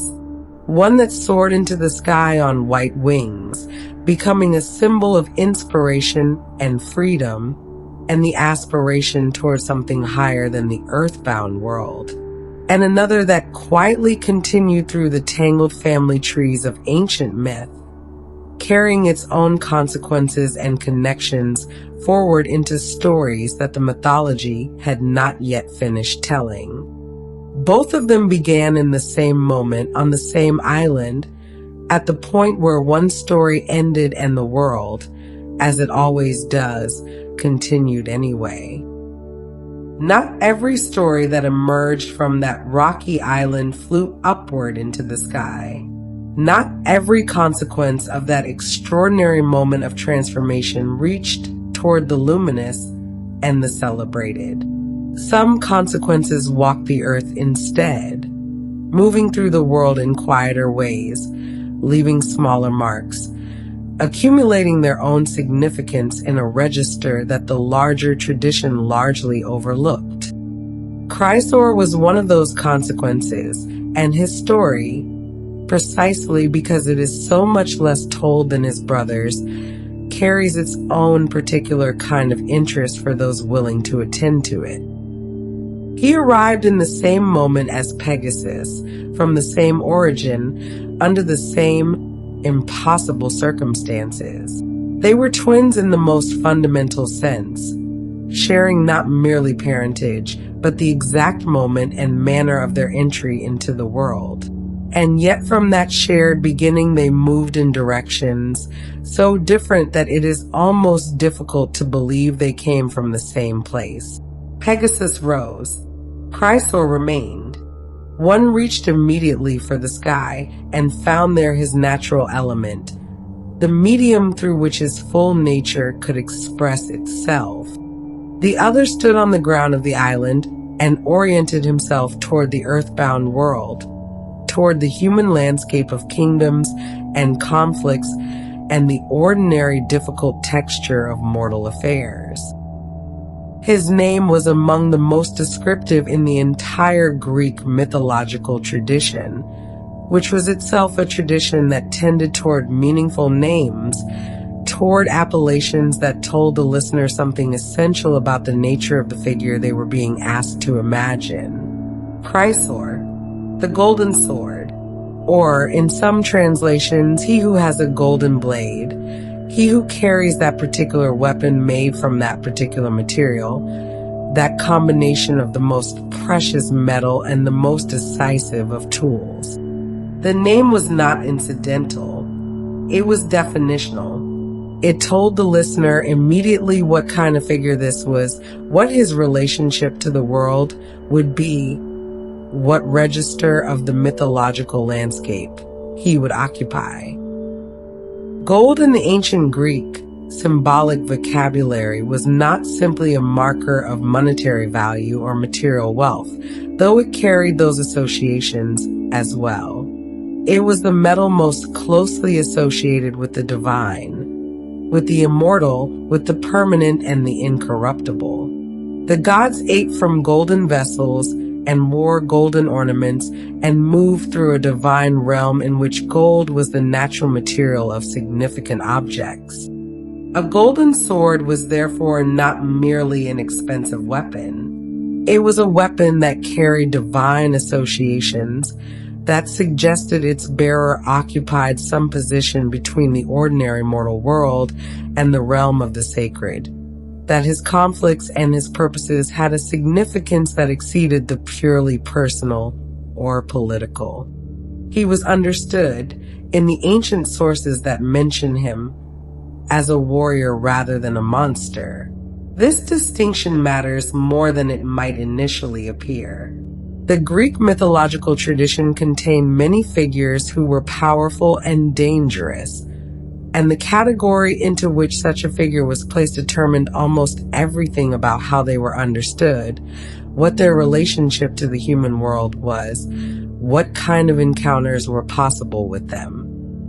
Monsters existed outside the human order, at its edges, as threats to its integrity.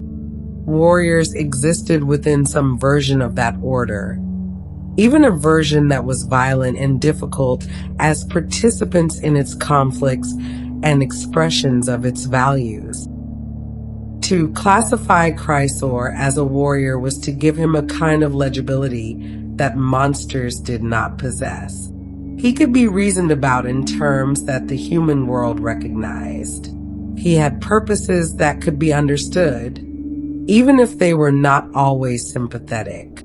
He occupied a position in the world of kingdoms and power and conflict that, while extraordinary, was not entirely outside the categories available to ordinary human understanding. He was strange, certainly.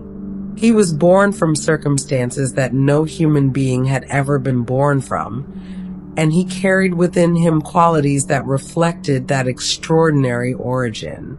But he moved through the world in a recognizably human register, fighting and ruling and generating consequences that rippled outward through the mythological family trees in ways that the tradition continued to track. The contrast between the two brothers is one of those details in Greek mythology that reveals, when examined carefully, a great deal about how the ancient Greeks thought about the different kinds of significance that extraordinary beings could possess. Pegasus represented the aspiration toward transcendence, toward rising above the limitations of the earthbound world, toward the kind of freedom and perspective that only height and flight could provide.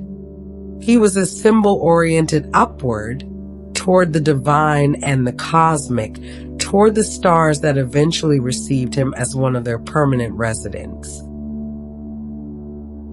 Chrysaor represented something different and in some ways more complicated. He was oriented downward toward the earth, toward the messy and contested human world of power and conflict and consequence. He did not transcend the earthbound world. He inhabited it fully with all the difficulty and entanglement that full inhabitation involves. His golden sword was a weapon for use in that world, not a symbol pointing toward something beyond it. He was, in his own way, as extraordinary as his brother, but his extraordinariness expressed itself in a direction that the tradition found less immediately compelling, less amenable to the kind of symbolic uses that made Pegasus so endlessly useful to poets and artists and storytellers. The relative obscurity of Chrysaor in the later tradition is itself a meaningful fact. He appears in the ancient sources with enough clarity to know the outlines of his story, his name, his nature as a warrior, his parentage, and his own descendants, who carried the family's extraordinary qualities forward into further stories. But he did not become a cultural symbol in the way that his brother did. He did not acquire the resonance that made Pegasus recognizable across 20 centuries and dozens of cultural traditions. He remained a figure for specialists, for those who followed the mythological family trees into their less traveled branches, for those who were interested in the full picture rather than the famous highlights. There is something quietly instructive in that obscurity. The Greek mythological tradition was vast and contained multitudes, far more than any single retelling could accommodate, far more than the famous stories and the celebrated figures could represent. For every Pegasus who soared into the cultural memory and stayed there, there were figures like Chrysaor who moved through their own stories with their own significance and then settled into the quieter layers of the tradition, known to those who looked carefully, overlooked by those who did not. His descendants were remarkable in their own right, continuing the pattern of extraordinary beings generating further extraordinary beings that characterizes the deep structure of the Greek mythological world. Chrysaor became the father of Geryon, a figure of enormous power who appears in the stories of Heracles, the greatest of all Greek heroes, as one of the challenges that Heracles was required to face in his famous series of labors. Geryon was a being of such unusual physical nature that the ancient sources struggled to describe him adequately, and the difficulty of the task he posed to Heracles spoke to the quality of power that ran through the bloodline that began on that rocky island. So the Golden Warrior, overlooked and undersung as he was, nevertheless continued to matter in the larger architecture of the mythology. His story fed into other stories. His descendants shaped the challenges that shaped the heroes.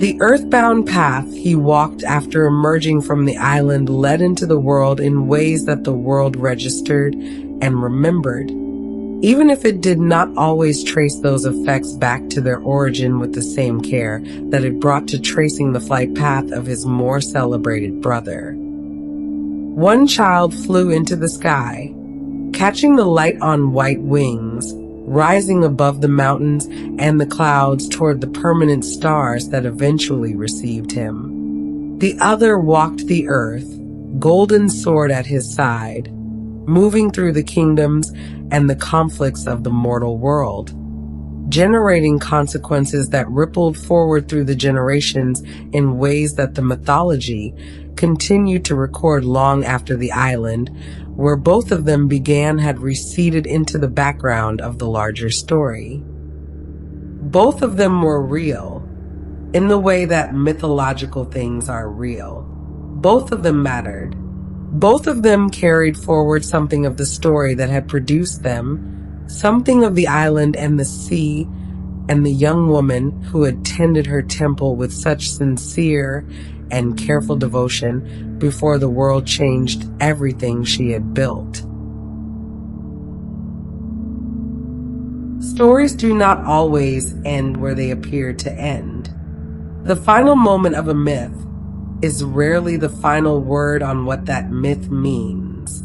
There was Pegasus, who we still see bright in the sky, and his lesser-known brother, Chrysaor, and the terrible ending of their mother, Medusa.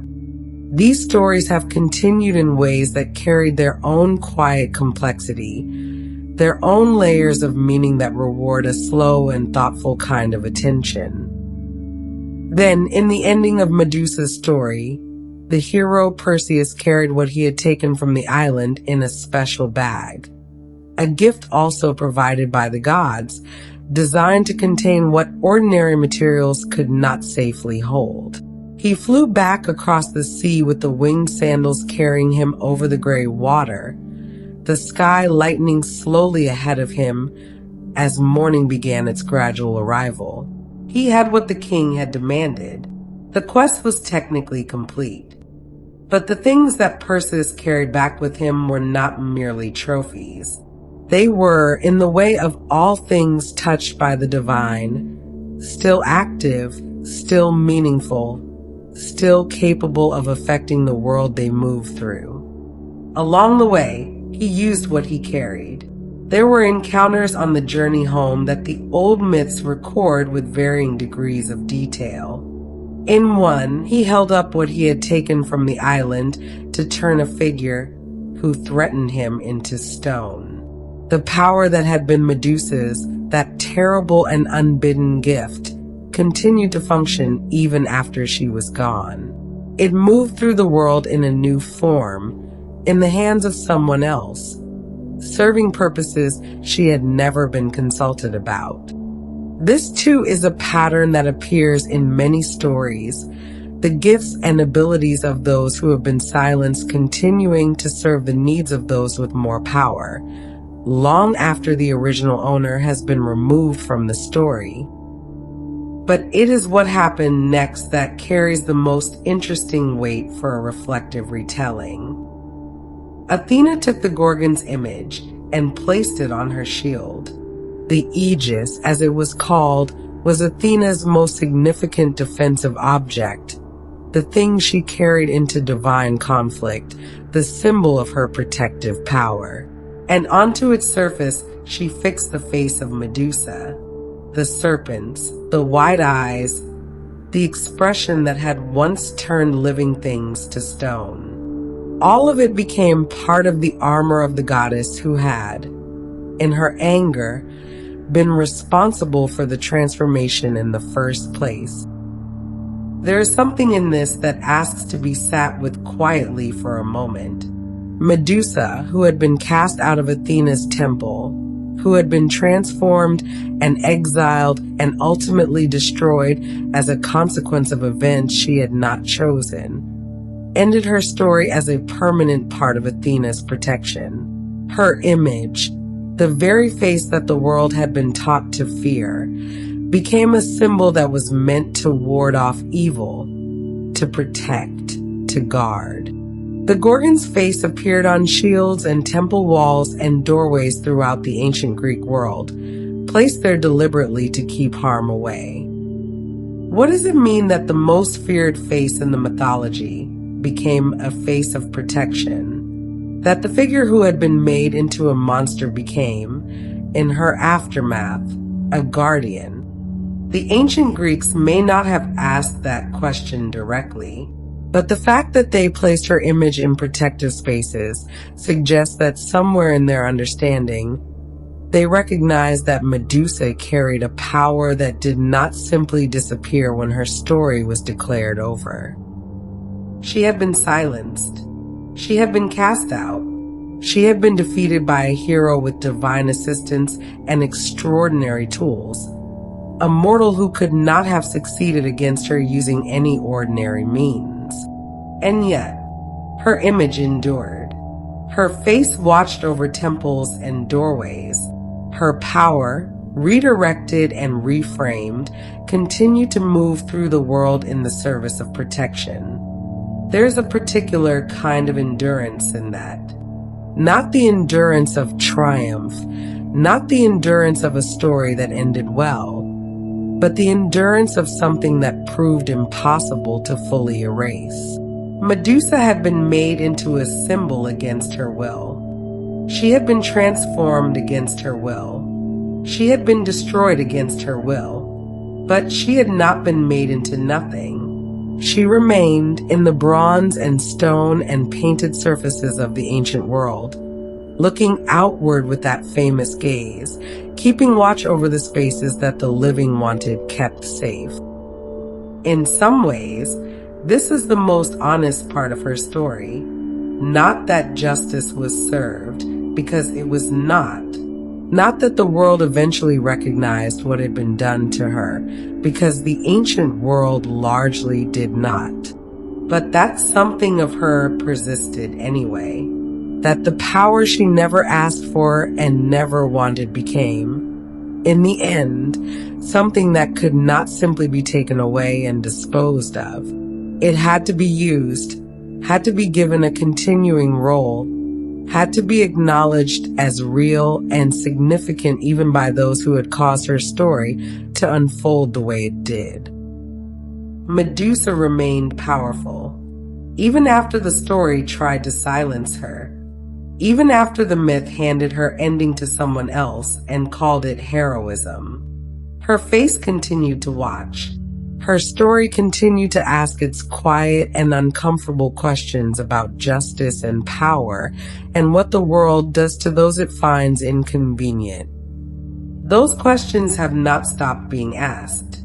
They have simply found new stories to move through, new faces to wear, new temples and new exiles and new transformations. The myth of Medusa is not merely an ancient tale. It is a shape that keeps reappearing, dressed differently each time, but recognizable underneath to anyone who looks carefully enough. But the world Medusa lived in was full of strange symbols, temples, animals, and quiet details, and many of those details have their own stories worth knowing, their own slow and sleepy histories worth exploring on a night like this. Some more interesting facts about Medusa. The name Medusa has traveled through more than 2,000 years of human storytelling, passing from ancient Greek pottery to Roman poetry to Renaissance painting to modern literature and cinema, gathering new meanings and interpretations at every stage of its long journey. It is one of those names that carries an immediate recognition, a quality of instant familiarity that very few figures from any mythology can claim. And yet, for all its familiarity, the full story of Medusa, the actual layered and complex history of who she was and how she was understood across different times and cultures, remains something that most people have only partially encountered. Medusa was one of 3 sisters, and that sisterhood is the place where her story, in its oldest form, actually begins. The three were known collectively as the Gorgons, a name that in ancient Greek carried connotations of something fierce and terrible, something that inspired a particular quality of dread. They were not ordinary mythological figures. They existed at the outer edges of the known world, in that liminal territory where the familiar gave way to something stranger and harder to categorize. The sisters had names that are worth knowing. Spheno was the eldest, and her name carried a meaning related to strength and force. She was considered the most fierce of the three, the one whose nature was most fully aligned with the terrifying qualities that the Gorgon name implied. In the myths where she appears, she is not softened or complicated in the way that Medusa sometimes is. She is simply powerful and dangerous, a figure who exists to remind mortals of the outer limits of what the world contains. Euryale was the second sister, and her name suggested something wide-ranging, something that spread across a broad territory. She too was considered formidable, and like Spheno, she appears in certain ancient sources with qualities that made her a figure of significant dread.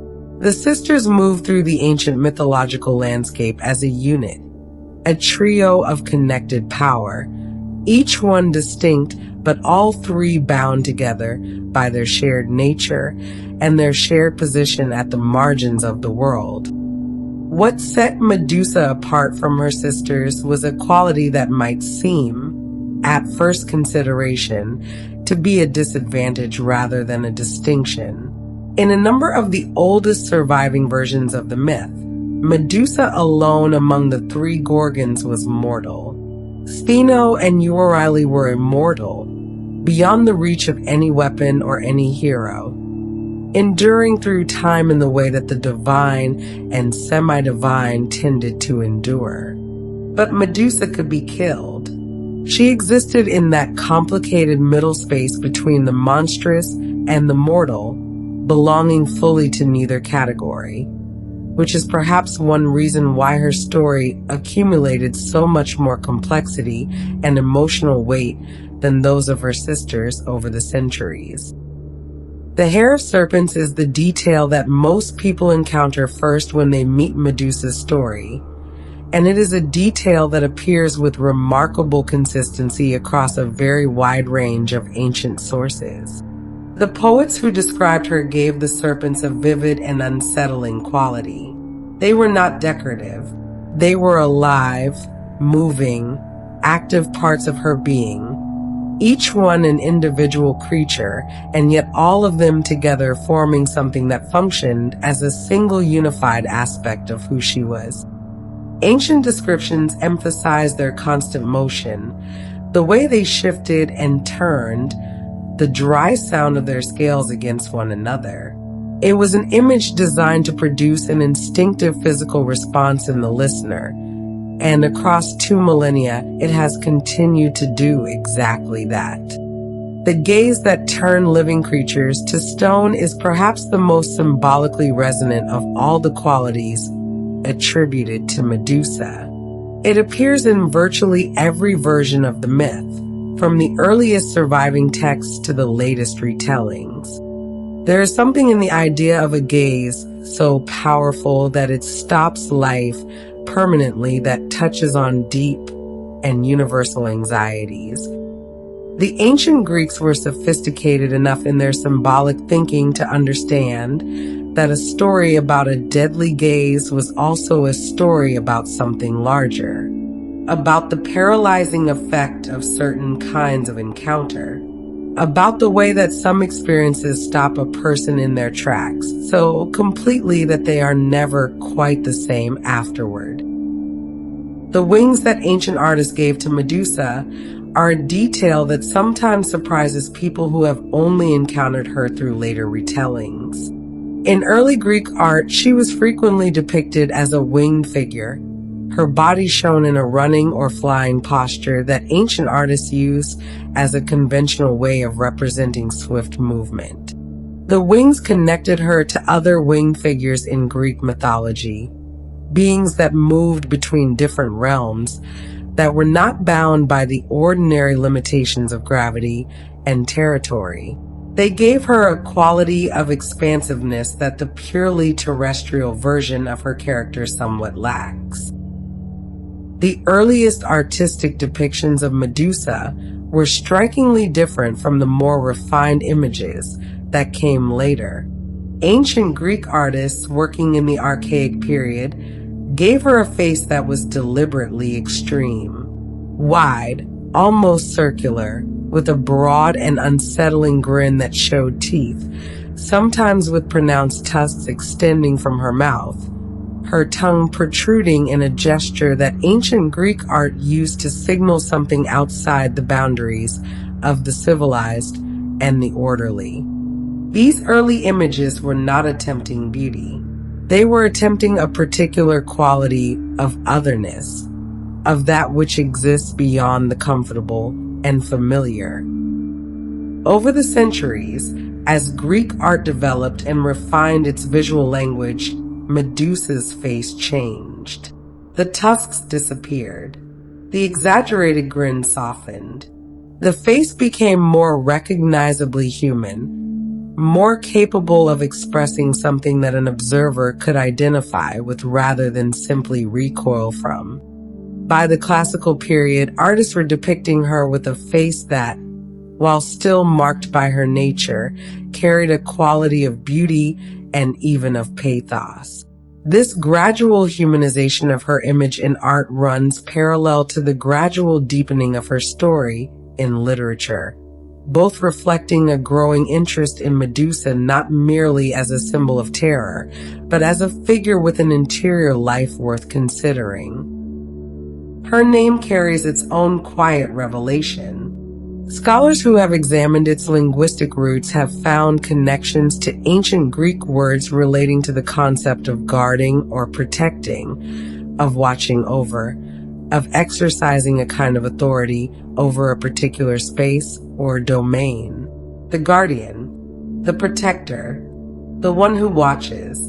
These meanings sit in interesting tension with the way her story is usually told, with the fear and the exile and the destruction. A name meaning protector, given to a figure who was cast out of the very space she had devoted herself to protecting. And even after her story reached its apparent conclusion, the power that had been hers did not simply cease. It continued to move through the world, as genuine power tends to do, finding new forms and new purposes, refusing to be fully contained by the ending that the myth had assigned it. Medusa's story has fascinated the world, and her image is one of the most recognizable images in all of Greek mythology. The carved or painted face of Medusa, when it appeared as a standalone image removed from the narrative context of her story, had a specific name in the ancient Greek world. It was called a gorgonian. The word functioned as a precise technical term, a way of referring to this particular image in a way that distinguished it from other representations and acknowledged its specific cultural role. A gorgonian was not merely a picture of Medusa. It was an object with a function, a carefully understood symbol that carried meaning the moment it was recognized, which in the ancient Greek world it invariably was. The gorgonian, as a distinct artistic and cultural form, developed over a long period of time and went through significant changes in its appearance as Greek art itself evolved. The earliest examples were close in spirit to those archaic full-body depictions of Medusa, faces that were wide and circular, frontal in their orientation in a way that was unusual in ancient Greek art, where profile views were far more common. The frontality was deliberate, a face that looks directly outward, that meets the gaze of whoever approaches rather than looking past them, communicates something different from a face shown in profile. It is present in a way that demands acknowledgement. It cannot be easily ignored or moved past without registration. The temple was perhaps the most significant setting in which the Gorgonean appeared, and the logic of its placement there was deeply connected to the ancient Greek understanding of sacred space. Temples were not simply buildings. They were thresholds between the human world and the divine, places where the two realms touched and where that contact needed to be carefully managed. The interior of a temple held the image of a god, along with offerings and sacred objects that represented the accumulated devotion of generations of worshippers. Protecting that interior from anything that might pollute or harm, it was a matter of genuine religious importance. A Gorgonean placed on the exterior of a temple wall, particularly above entrances or at the corners where the roofline met the sky, served as a first line of that protection. It watched outward, away from the sacred space, toward the ordinary world from which visitors and potential threats alike approached.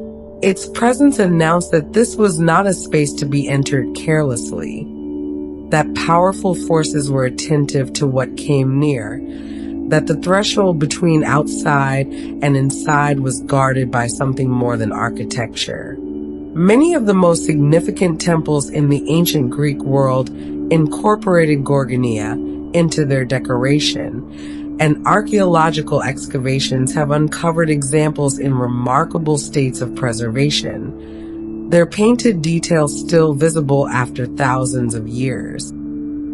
The warriors who painted Gorgonia on their shields were engaging in a practice that blended the practical and the symbolic in a way that was entirely characteristic of ancient Greek military culture.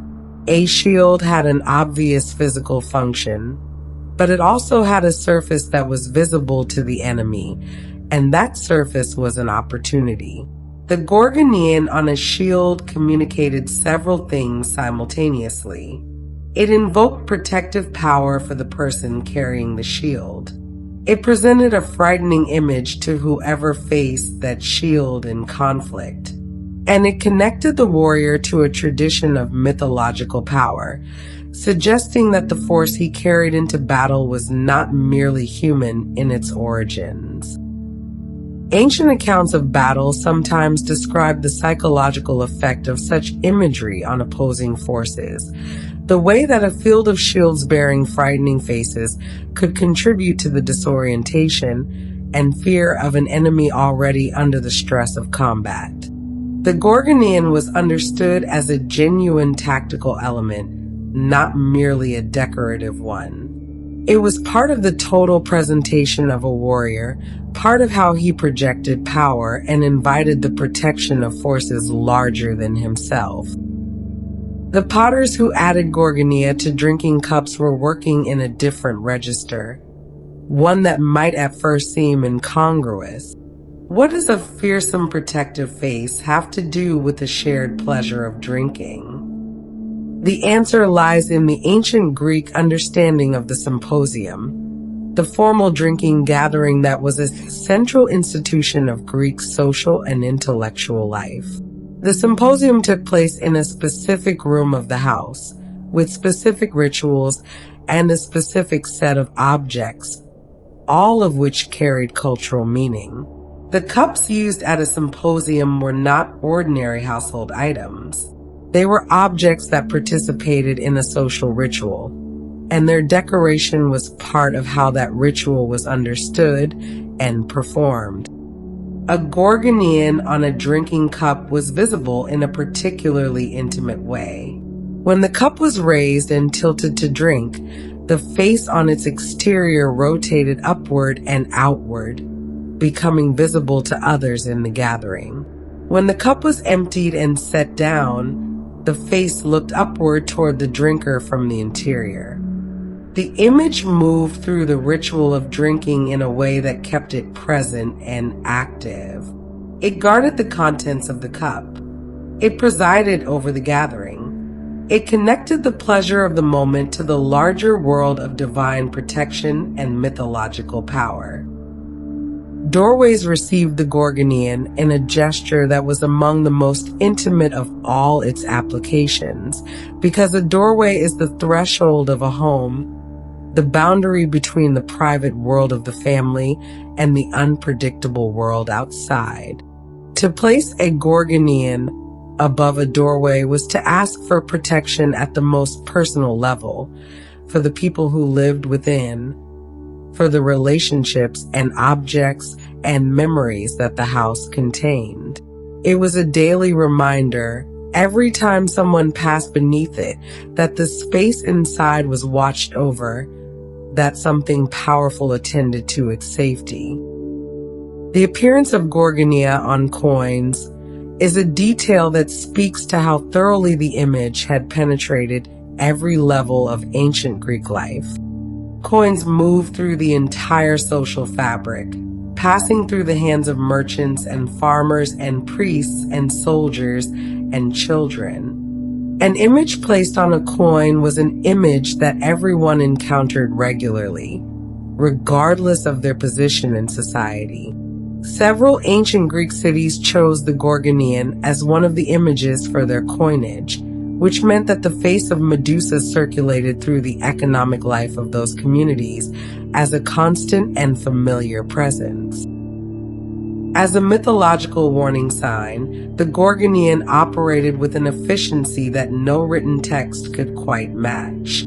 It communicated instantly, without requiring literacy or explanation. Anyone who saw it understood its meaning. Powerful forces attend this place.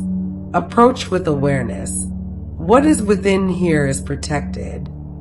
The image carried its message across barriers of language and education and social position, because it drew on a story and a symbol that were embedded in the shared cultural understanding of the ancient Greek world.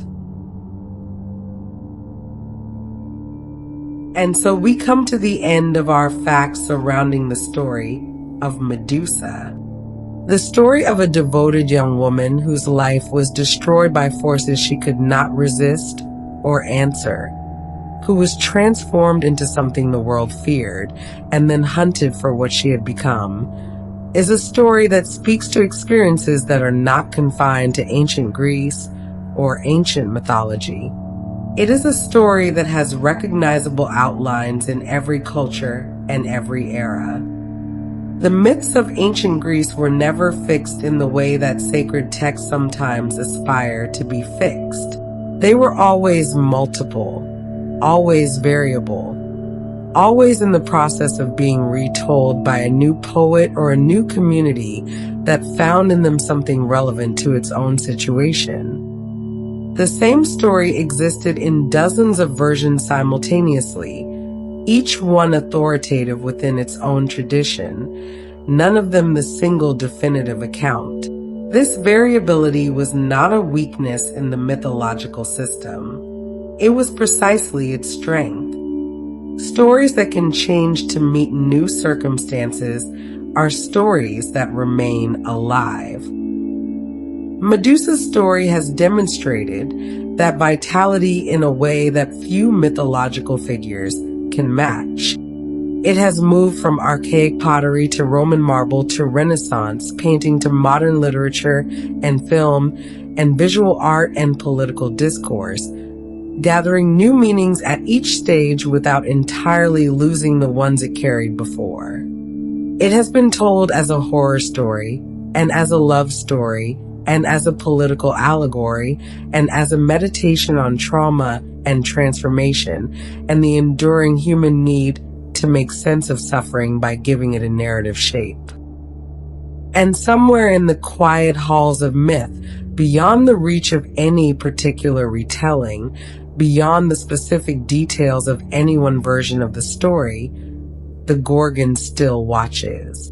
Her face turned outward, as it has always been turned toward whatever approaches. Her gaze still carrying that ancient and complicated power, the power to stop, to fix, to make permanent, to preserve in stone the shape of a moment that might otherwise have passed unrecorded. She guards the threshold between the known and the unknown, between the story as it has been told and the story as it might yet be told, between the world that cast her out and the world that keeps finding its way back to her. The olive groves are quiet. The marble temples are sleeping under their centuries of sky. The sea moves against the rocks in the darkness with the same patience it has always had, indifferent to the stories told above it, present through all of them. The stars that were there when her story began are still there, arranged in their ancient patterns, among them the great square of the horse who was born from her ending and flew upward toward the permanent dark. The lamps have burned down to nothing. The honey cakes and the olives have long since been taken by the years. The stone floors of the sanctuary are cold and still. And the story, having traveled all this way, having gathered all it has gathered, arrives here at last in the quiet and rests.